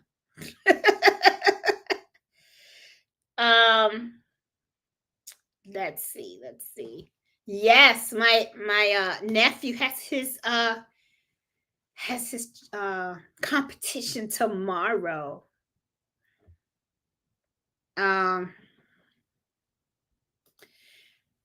Maybe Jeanette could call you and you can share with what's going on in Sarasota. I know she's gonna call me later, Cindy. I know it. Oh my goodness. Let's see. I love that we don't have to consistently change the thread on the multi. Yes, Brittany, that is true. That I love that. I really do. It saves a lot of time. It really does. It saves a lot of time. Let's see. Oh, Jeanette, what machine do you use to quilt your quilts? I use my Juki TL 2010Q. That's what I have for quilting and stuff. So and I love it. I really do like it. It's a straight stitch. It's a straight stitch machine. It's not one of those fancy machines and stuff. Now, if I wanted to do a quilting design, I could probably get a quilt pattern and I can put it in my multi-use machine. You can do quilting on your multi-use machine. But right now I am actually working on my very first quilt. Okay. And I sent Nancy a picture of it. I'll share it with you guys of the top. Okay, because I did the top and I am pretty proud of it. This is the top. So you guys can see. I did my first top, so I'm pretty proud of it. So right now my quilting is just so straight. Okay, I'm not doing anything fancy. And here's another picture of it. So I bought some charm packs. So this is a quilt that I'm making for my cousin. I'm gonna give this to her for Christmas, and I'm gonna dedicate the corner and one of the corners and stuff. Like I have a video of one of my customers that asked me to do a dedication on one of the corners of the quilt, so I kind of like that idea.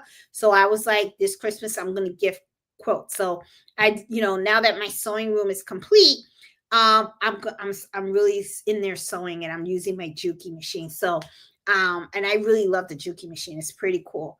Yeah, but that's what I use for quilting. I use the Juki machine. Let's see. Embroidery is girl. You have no idea how addicted that is. I'm telling you, it's bad. it's like you just want to embroider everything. My husband kind of laughs because he's like, "You're gonna embroider the curtains now. You're gonna do the rug. You're gonna do this, that." I'm like, everything you touch, you want to embroider. But it's like, Nancy said lots of activities today, taking lots of pictures. I know Herm's probably like, woo, having a good time. I also love to have close embroidery friends near lower edge of Virginia here. Hard to find someone with the same hobbies and interests in a small town. It is. I will tell you too, it's kind of funny, Marina, because you mentioned that. That's one of the reasons why I want to do the embroidery club with Susie, because I wanted to meet other people that did embroidery so that we can talk about it and share stuff and share different techniques and everything and opinions. It is hard because my friends, before I got into this, they were going to wineries and all that kind of stuff and everything. Now I feel like my interest kind of geared. And sometimes what happens is people don't understand, right? Because, my friends look at me and they go, you need to get out of the house. You need to get out of the house. When are you going to get out of the house? That's what they tell me all the time. But I'm like, I kind of am happy. I'm in a good spot. I'm in the spot that makes me happy. I do, when I want to get out, I walk around with Mello. I have a good time and stuff like that. Or I'll occasionally go to a winery or something, But the thing is, this is really my happy space. I enjoy meeting with the customers. I enjoy processing their orders. And then when I'm not processing orders, I like to play around with different embroidery techniques and test them out, and I don't just embroider them. I also throw them in the wash and the dryer because I want, like I was talking to you guys before, I always like to see how, the longevity, right? Because I really am a true believer of good quality work. Okay. I don't want to just create stuff to create stuff and give it to people. And then next thing you know, my reputation's in the toilet because, they didn't know how to take care of it, or I embroidered something that I really shouldn't have embroidered. Because one of the things that I always tell people is, they have that saying, if you hoop it, you can embroider it. But then I say, ask yourself the second question. I can hoop it and I can embroider it, but should it be embroidered? Or should I be using that type of embroidery design on that material? How long is it going to last? You got to ask yourself those questions, because if you don't, your customers, they're relying on you to be the expert, so I like to talk to other people, because like I always like to talk to Liliana, because Liliana has been in the business for over 25 years. She's been embroidering for a long time. Okay. She's got contracts with big companies that she does embroidery for. And she has been doing digitizing hats, shirts, jackets, and all that kind of stuff. So I like talking to her because I like to pick her brain, and she will say what's the best way to hoop things, or she'll give me tricks on how to hoop it. Like, don't, because of the material, sometimes they're really thick, like the jackets that work for the construction company. Those jackets were really, really thick. Okay. So, the Mighty Hoop grabbed it. But the thing is, I also had to add clamps. And I got that idea from her, because I told her, I said, they're snug, but because the jacket is so heavy, I don't know, will it shift? And she said, it's gonna shift.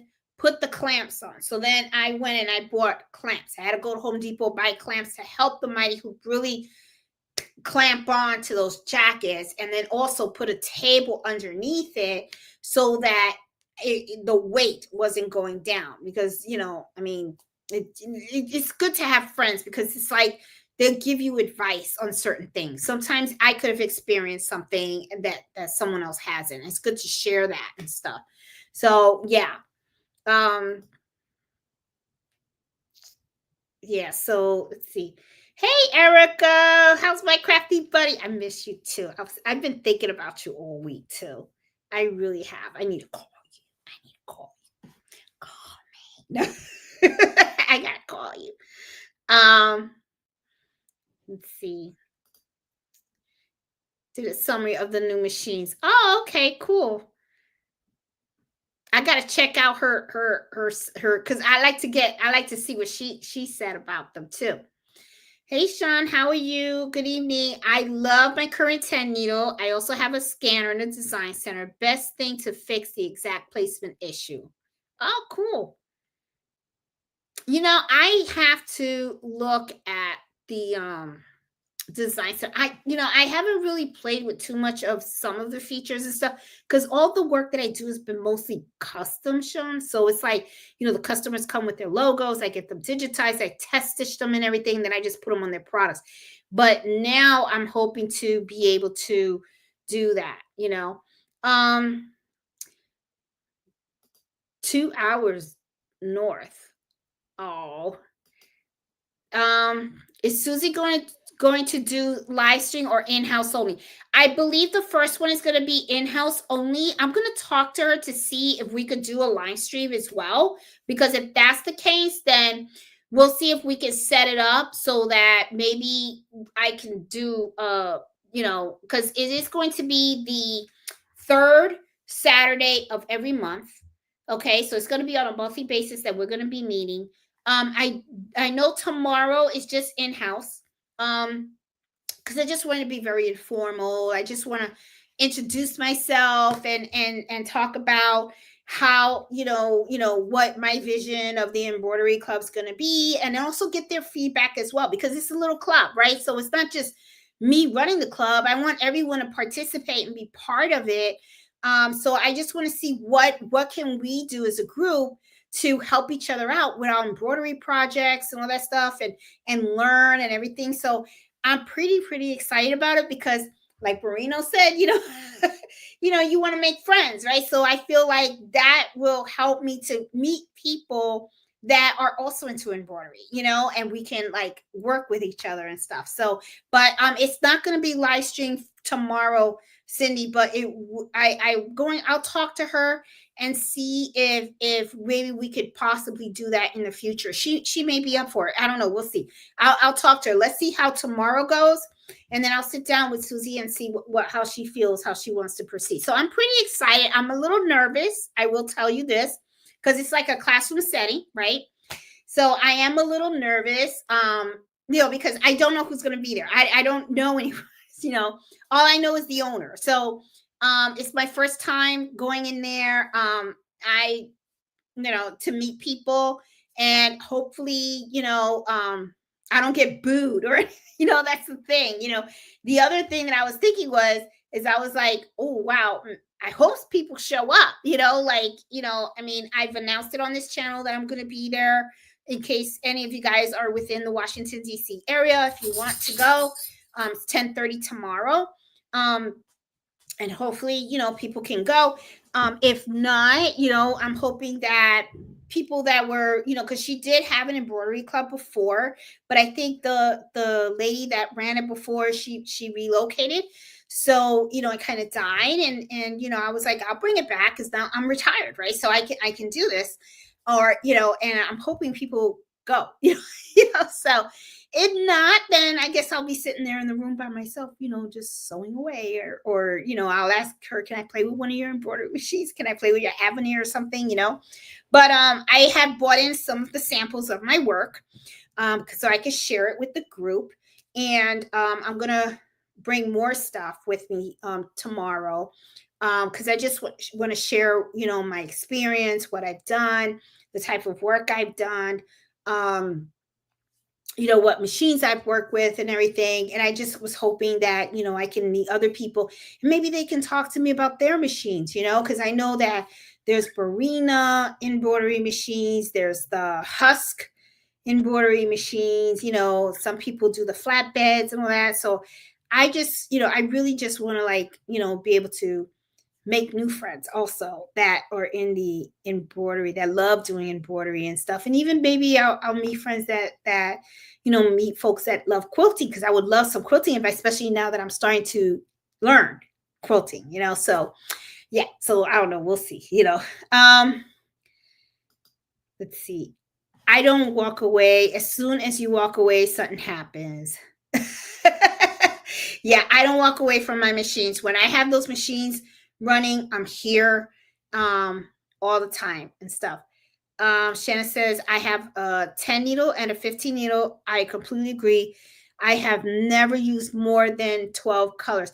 Yeah, and this, yeah, Shannon, it depends on the, sometimes that's how I kind of feel. I feel like sometimes, you ask for all these needles, right? And then you got them, and then it's like you look at them, and then you're like, okay, now it's kind of like a waste. But if I did have 15 needles or something like that, I would probably dedicate some of those needles to certain colors, like I said, that I used a lot, so I don't know, it's just something to think about, good point. That's what I'm here for, Bree. Just to help out. I want one that notifies my phone when it goes off killer. I want to go check the wash, roll the dice every now and then. I know that this has the stitch monitor that notifies you. It does, because I do have them connected to my phone, and it does give me a notification when the machine's off, because when I do turn I don't usually leave, but sometimes I do have to go grab some water, or Fred asks because he needs something, or Carnito, whatever, right? And sometimes I do have to step away, but I don't step away for a long time. But it does notify me, needle break or something like that, and then I just come back and I fix it and stuff like that. So yeah, yep, it has notifications as well. Yeah. I use my 11, 13 for jackets and tote bags. Mocha has jumped from different arms. I don't know if Mighty Hoops even make the biggest hoops. Mighty Hoops do have bigger hoops, I believe, Debbie. But I don't know, because they, you have to look for that specific machine and stuff like that, But I gotta tell you, I've used my big hoops, but not as often. I'm mostly into the logos, all that kind of stuff. Like I said, I don't want to watch the machine for 3-4 hours straight. I really don't. I'd be like, oh God, I'll be more tired than the machine. That's how I kind of feel. It's like, ugh. Plenty of people buy just because it's new. That's how brother makes his money. Yeah. I mean, but this is the thing. I believe that don't buy that way. It's like I don't know. It's like there's always going to be a new machine. Okay, there's always going to be a new machine. There's always going to be something better. It's just like cars. There's always a new car. Every year there's a new car with a new function or something. So I just look at it as I just need what I need. As long as I'm good. Oh my goodness, Debbie's gonna be there tomorrow. Thank you, Debbie. Thank you. Appreciate it. Oh, thanks for the support. Yes, I will be there. I will be there. And she has the Avenir there. I think the Avenir is just overpriced, shiny object. Yeah, it is a beautiful machine though, Debbie. I ain't gonna lie. She has one in her sewing shop. She keeps telling me, why don't you try it? Try it. I'm like, no, I don't want to touch it. I don't want to touch it. But I do believe that is very, very, very pricey. That's why it's like I look at if the machine costs more than a multi-needle, I'm just gonna lean. If I have to spend that much money, a multi-needle machine would be more cost effective for me. That's just how I feel. It really is. It does have a puffy pump. I think it's in the latest software. Oh, okay. I'll have to check that out because I have not really played with it yet. Thanks, Marita, for letting me know.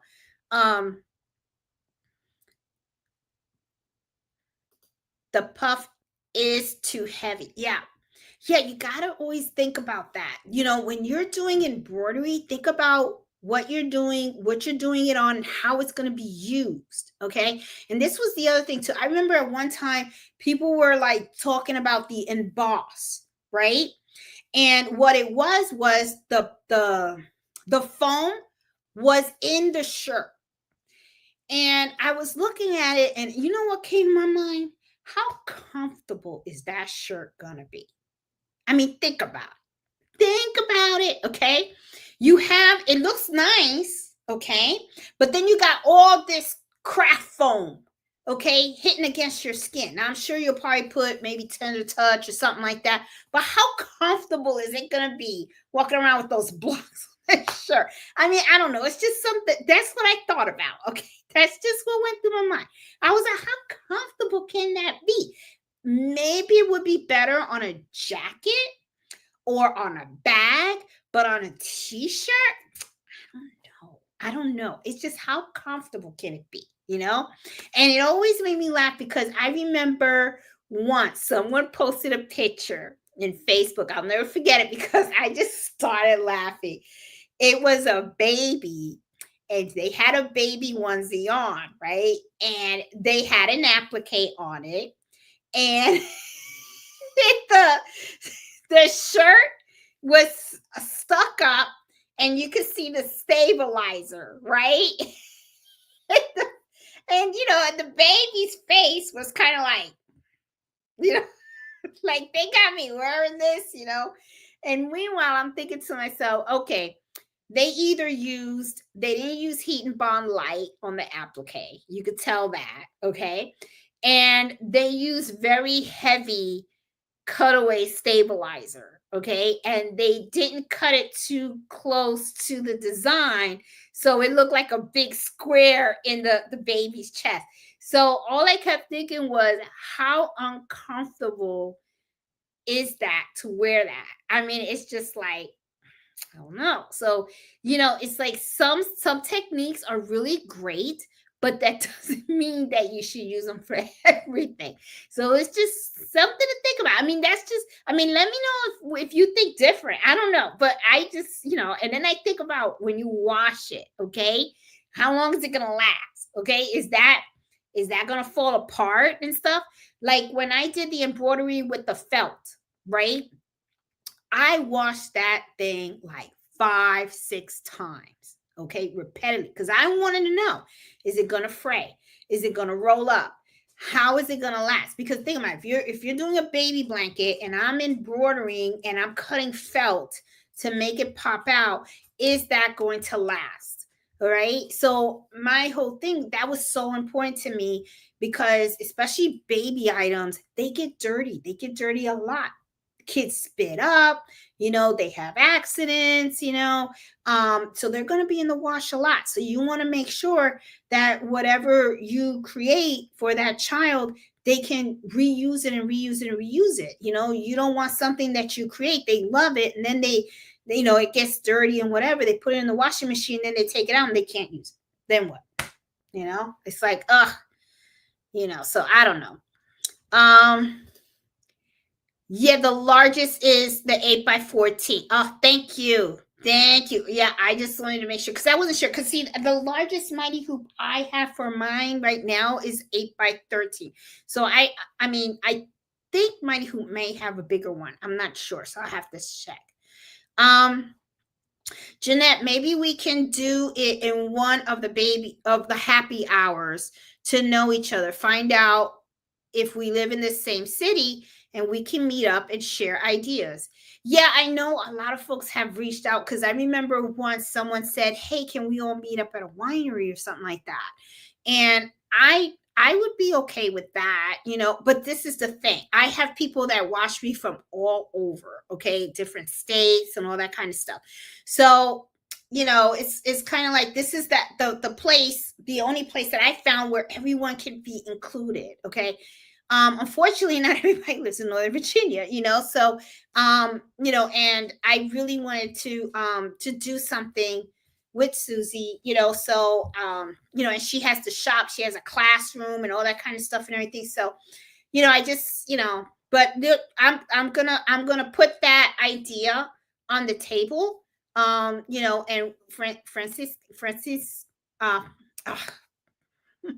Francina, we will, I'll think of something. Because I know I do the gift exchanges as a way that we can all, give each other gifts.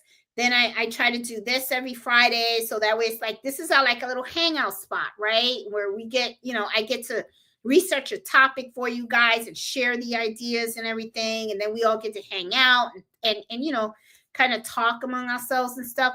And then now I'm doing Susie's thing. I hope it comes out really good. I'm really nervous. I'm gonna be honest with you. I'm pretty nervous, because here it's easy because I'm talking to a screen, right? But I'm gonna be there in person. Okay, so I'm gonna be seeing people. I'm gonna be able to see their body language, how they react or whatever, and you get to feel the room and everything. I used to brief a lot at my job, so I kind of know all that stuff, Toastmaster days, so it's going to be interesting. I'm excited, and then I am nervous, but I'm sure that once the first one's over, then it's going to be natural. It's going to be okay. I'll be fine. So yeah, but I will definitely think about that, okay, and see if I can come up with an idea and everything, because I know that's important, the socialization. Even though we're all here and we're talking and we're mingling and everything in the chat and everything, it's different when you see people in person. It's feel more homey and stuff. And then, in September, we have the Sewing and Quilt Expo. And, that Friday, I will put on Facebook where I'm going to be. I'm going to look for the quilts. And then when I find a quilt, I'm going to say, okay, everybody, we're going to meet here at this time if you're there. I know I'm going to be there. The Crafty Puerto Rican's going to be there. Nancy, my sister, Gifts HQ, is going to be there. My mom will be there as well, too. So, I figured, we can meet, and then Friday we all go out to dinner and stuff and just enjoy each other's company and have fun, so that's another thing, that I'm hoping, will work out. And I've done it for the last 2 years, and it was a lot of fun. It's always a lot of fun. I love meeting with you guys. I really do. I love it when, when I meet with you guys, we take pictures, hang out, enjoy dinner, and, have a really good time and talk about the expo and what everybody got and all that stuff. It's a lot of fun, So I will try to think of more stuff to try to do and stuff. Let's see. Let me keep going down. Oh, so many people who buy with small hoops get frustrated as they learn. They want to do something with a larger hoop. Hoop envy is real. Yes, Debbie. And it is true. And yeah, and I'm gonna tell you something. You know what's real funny is I remember when I bought my machine, it had a 5x7. I didn't for some reason size didn't register, right? I just went to an embroidery site. I saw a design, I downloaded it, and then I'm like, oh, it's not working on my machine. And then the guy was like, well, you need a 5x7. Then they were so great on the phone with me, and they said you bought the wrong size. And they said, let me resize it for you so you can use it on your machine. And they did that because I think I bought it big, and I don't know. It's just for some reason, I guess my brain cells weren't working, and I just didn't realize that it had to be a particular size, right? So he resized it, sent it to me, and I quickly learned that yes, size matter, okay, which is why to me, when the person asked about is it worth it to spend that much money, it depends how serious you are. If you know for a fact that embroidery is going to be your thing, you are going to want to invest in the machine that you can afford, that has the biggest hoop that you can afford also, okay? And another thing too about, something to think about, okay? Just because you bought a particular machine today doesn't mean that has to be the machine you use to the day you die. Okay. If you started off with a machine and it's 5x7 because that's all you can afford today, then that's fine. And this is another thing. Don't think that you can't do much with that. I have a girlfriend that she sells baby onesies. That's all she does. She doesn't do anything else. She just loves working on those onesies. She does applique with the name and does a whole bunch of baby onesies. She works on a 4x4. Now, she recently upgraded and she got an SC1900. She bought it used because she wanted to upgrade to a 5x7. But you know what she uses on her SC1900? The 4x4 hoop. Once in a while, she'll pull the 5x7 so she could do a kitchen towel or something. She has no interest in getting any bigger because that's her niche. That's her thing. That's what she enjoys doing. So she likes to do little golf towels and stuff like that. But her thing is baby onesies. She's this gorgeous baby onesie. And she, everybody knows her as the onesies lady. And, it's like she just does little onesies and everything. People go to her house and she has a catalog of the different onesies and everything, beautiful designs. And it's all 4x4. So it all really depends also on what it is that you do. What is it that you like doing? Okay, that's her niche. So for me or any of you guys to tell her, hey, have you heard about the 814? She don't care about no 814. All she wants is a 4x4. That's all she has. That's what she wants. So it's just, something. Yes, the table is a must-have for sure. I use mine as well all the time. I would love that table for my machine. Yeah, the table came with my machine. So, I don't know if that's coming with the new machine. I'm not sure. Hey, Lady Fair, they added but you can do that in software. It's not a big deal. Absolutely. Someone says it has a larger bobbin, but they could be wrong. It could be that maybe it's the bigger bobbin. I don't know. But at the same time, too, I'm kind of like, does the bobbin size that I have right now such a problem? I don't think so. I think it's fine. I don't know.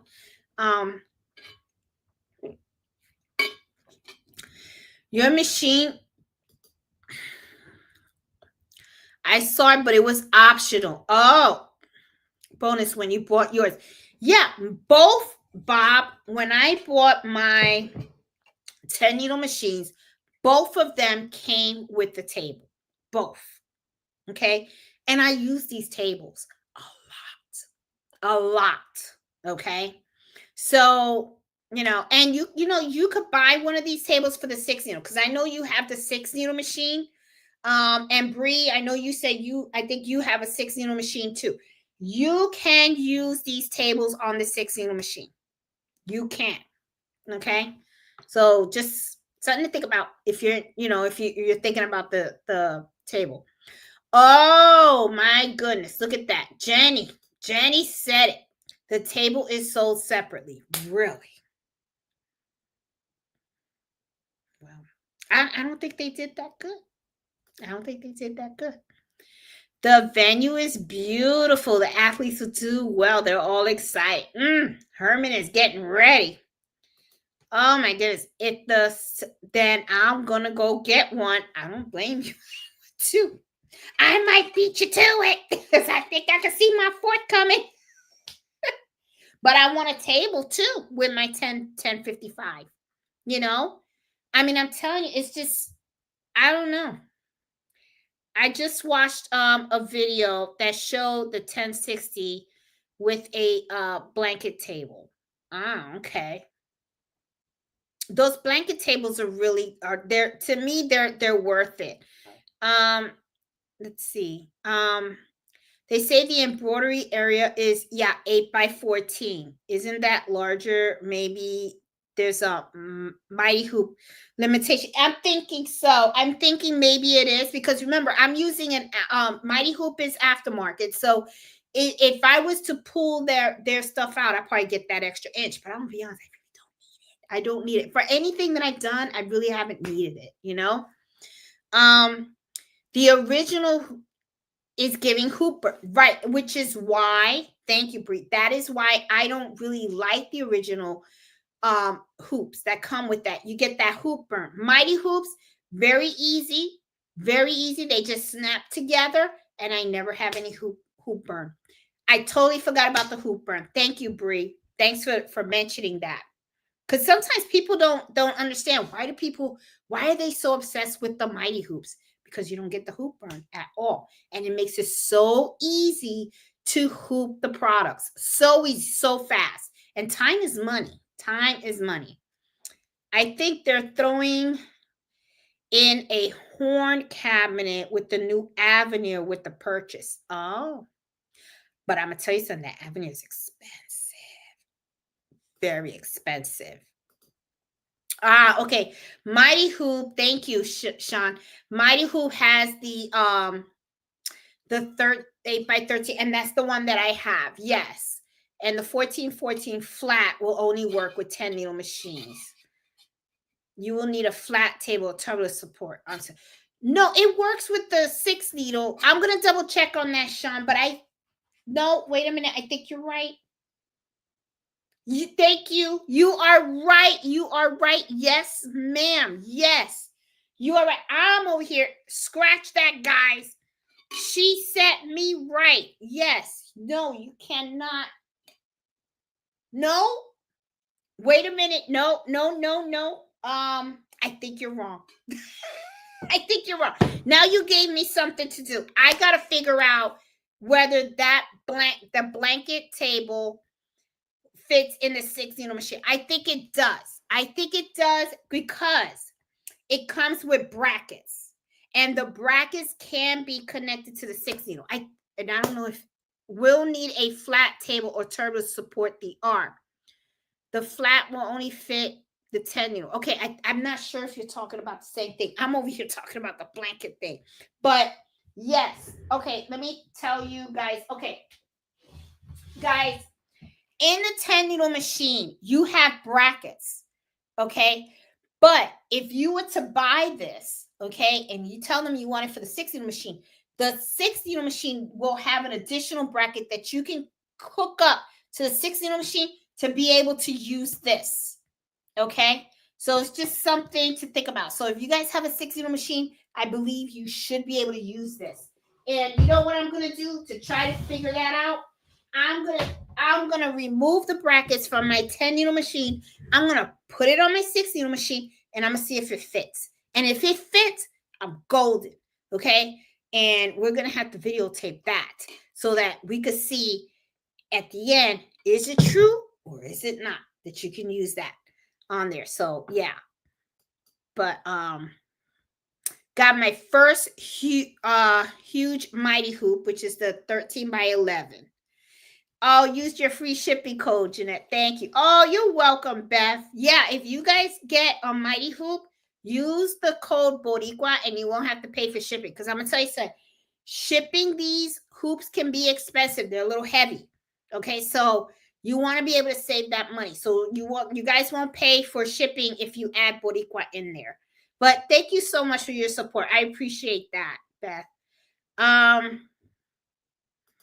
Oh, there is a 1814 shafting frame for the 1052. Use it all the time.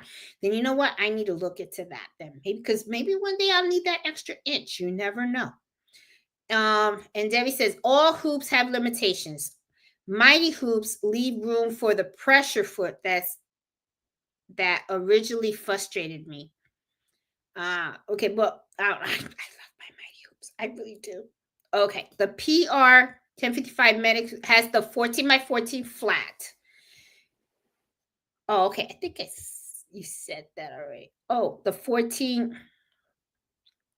Oh, and with the 14x14, you will need your B frame. That's right. Yes. Which, I barely use my B frame. I don't use my B frame that much. Oh, thank you, Debbie. Appreciate you. Happy is gaining property. Happy Lady Fair.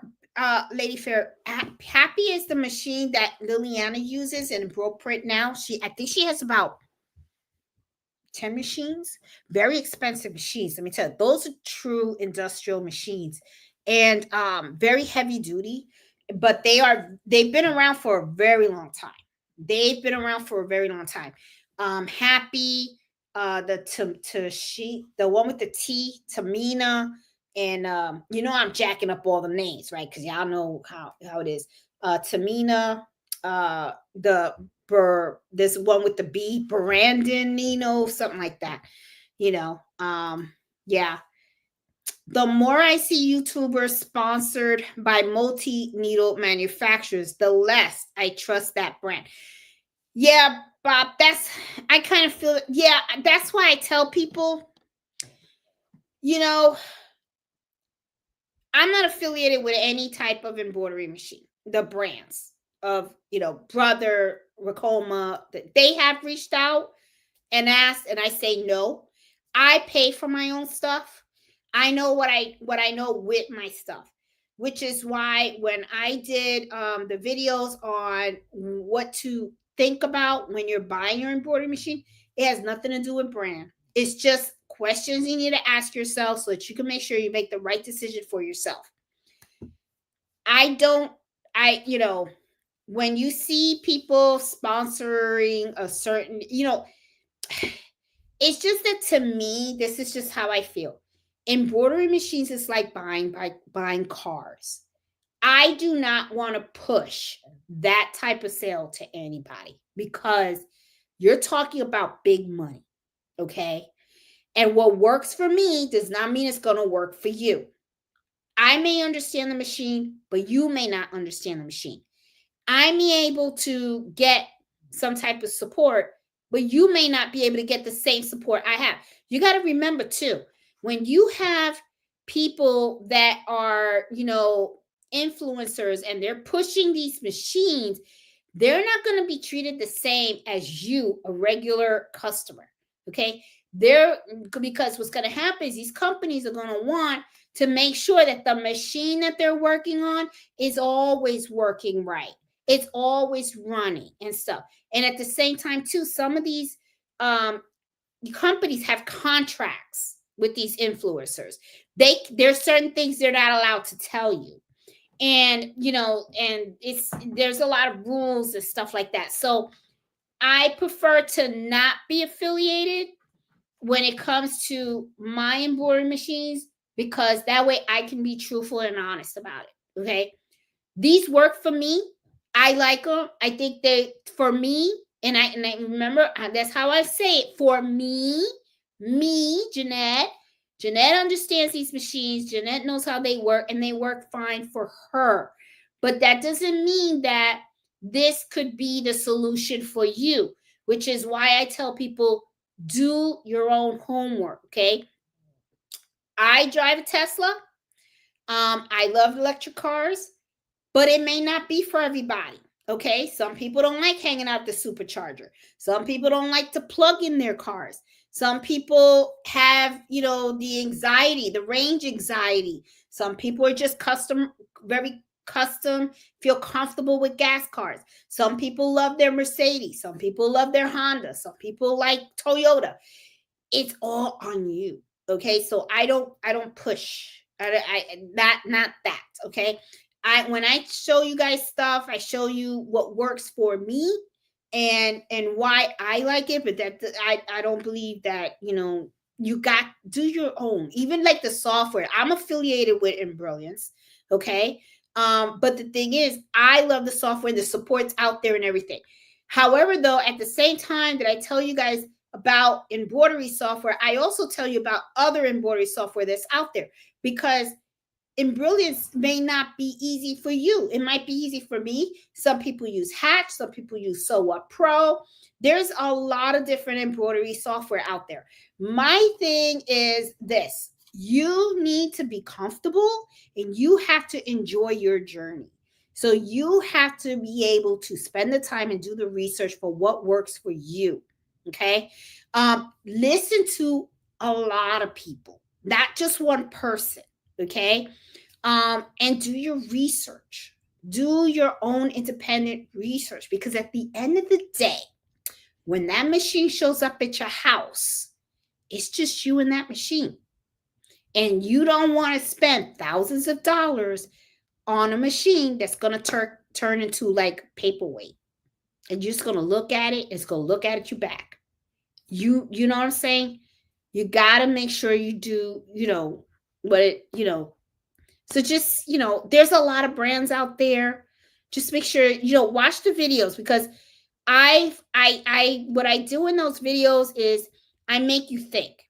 I'm telling you certain things you need to consider when you're looking at all these different brands. I'm not telling you what to buy. I'm telling you questions to ask yourself, so that when you look at every single machine that you're looking to buy, you can say, okay, and help you do your own research and say, okay, what do I plan on using this machine for? If this machine breaks 5-10 years from now, where am I going to go for support? Am I going to be able to find parts for this machine? If this machine is what I want, am I going to be able to run my business the way I want it to? Is it going to grow with my business? You know what I mean? Those questions, because you want to, you want to be smart,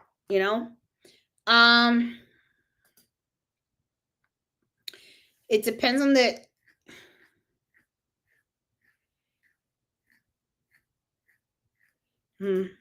okay.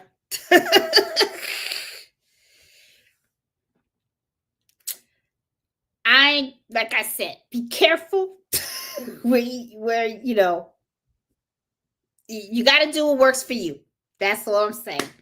I don't follow people, that are affiliated with certain machines. I kind of agree with what Bob said. You got to be careful. Make sure you pick what is right for you. That's what's important. Hey, C. McKee, how are you? How you doing? Okay, guys, it is getting late. It is getting late. Why does the new tenant weigh 10 pounds less than the old single? Are they using inferior parts?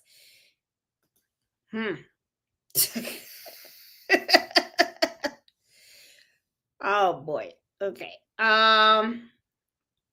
Let's see. Love what you do. How do I join your club? Hey, Gabe. All you have to do to join the club is just show up. All it is. It's at Susie's Quilt Shop, and it's in Manassas, Virginia. That's where it is. Let me see if I have the address. Because I know where it is. I just don't have her address. Here it is. Let me see. Oh, that's not where I wanted to go. What I will do is I will post the address to Susie's Quilt Shop on our Facebook group. That's what I will do. And it's going to be tomorrow at 10:30. Yeah. So I will post it there, okay? And stuff. But it's free. All you have to do is just come. Don't want to pay fairly. Yeah. And you know what? And if customers don't want to pay fairly, then that's fine. Let them go somewhere else. That's how I look at it.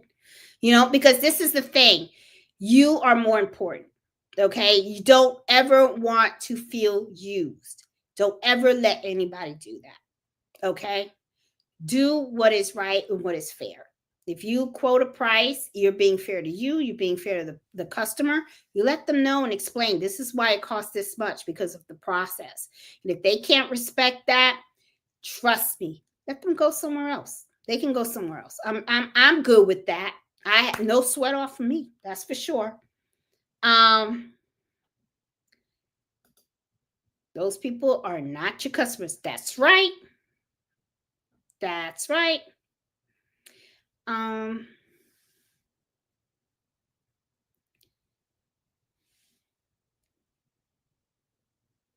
Hey, little Trisky, Johnny and them say they love what you do, Jeanette. Oh, thank you. Marcy can't wait to join your club. Joey just said hello from Brooklyn. Oh, hi.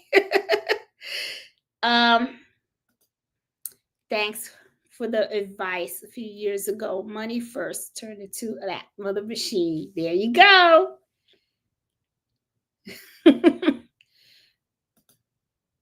Large group would be good if I wanted to make multiple patches at one time. Yes.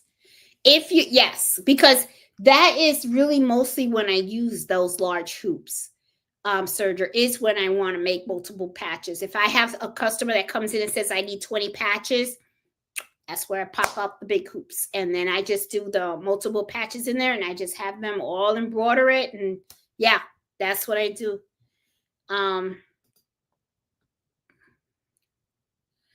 Once you get a multi and invest in mighty hoops, you're pretty much sticking to it. True. Very true. And that's another thing too, when you go with different brands and machines, then you have to buy different hoops and stuff. So Debbie, yeah, that's kind of true. Yeah. And stuff. So that's why it's important. Just make sure, hey Faith, how you doing? Hubby's birthday. Oh, happy birthday. Sailing lunch. Oh, that's fun. Dinner, chocolate cake. And then of course you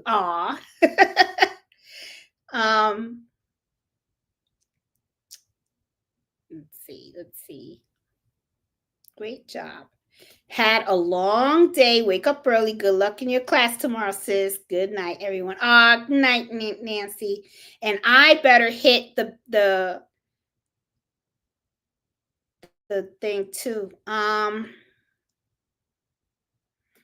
there goes Beth. Jeanette, doing a cheer uniform top, 85%, 15 span. Okay.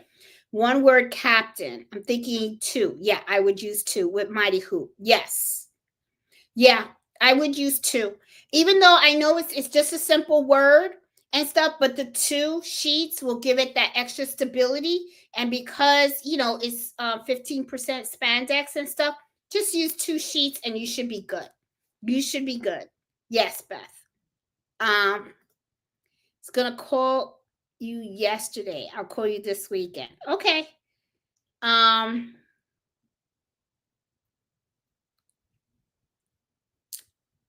see. Guys, oh my goodness, there's a lot in the chat. There is a lot in the chat.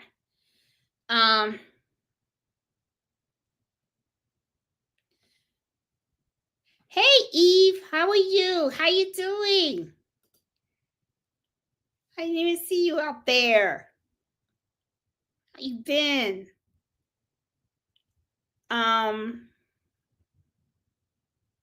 Doing the blinging.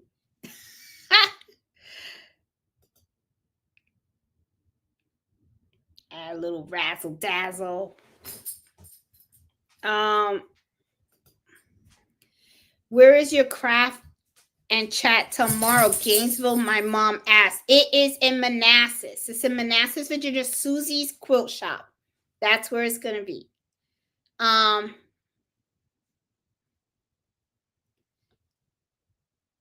So let's see. Okay, I am going to call it the night, guys, because as you guys know, tomorrow is my first day at the for the embroidery club at Susie's Quilt Shop. So I want to get up bright and early and get dressed. I want to go there early to the quilt shop so that I can set up and everything and go through my sewing, see if there's any other samples and stuff, and just get ready.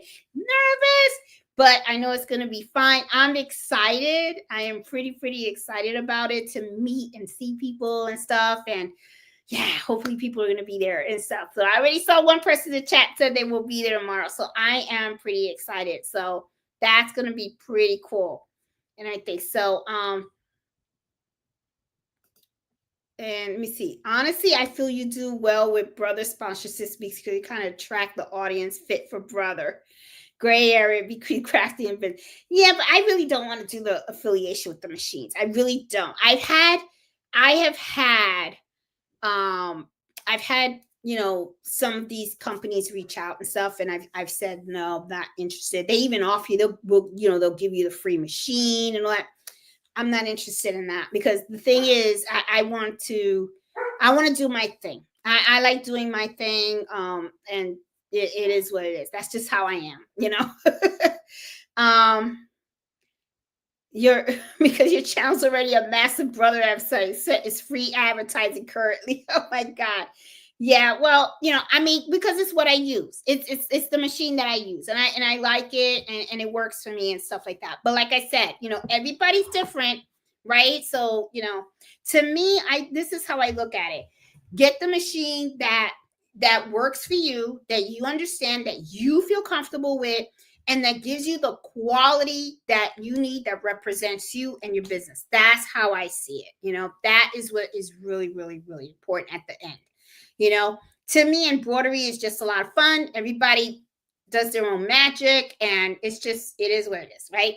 So guys, I will talk to you guys later. I am going to call it the night, because I got to get up early tomorrow morning to get ready for tomorrow.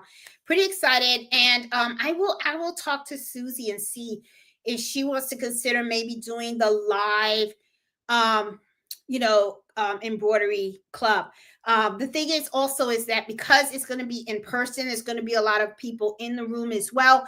So I don't know how other people might feel about being on camera and stuff like that. So I don't know. It's something that I'll bring up with the group. I'll see how they feel about it. I don't want to pressure them or anything, because what I really want to do is just create a nice community where we can all work together and hang out and really share thoughts and ideas. And I don't want anyone to feel uncomfortable. That's really important to me. So, I just really want it to be a nice place where we can go hang out and really share our knowledge and stuff. So, yeah, so I'm pretty excited about it. I'm really hoping that this is something that can grow a little bit bigger if possible. So I don't know. We'll see. We'll just see where this new journey is going to take me. So guys, I will talk to you guys later. If you like today's information, please give me the thumbs up. If you're new to my channel, please consider subscribing, and I will talk to you guys next Friday. So you guys have a great weekend. Happy sewing and happy embroidering. Bye.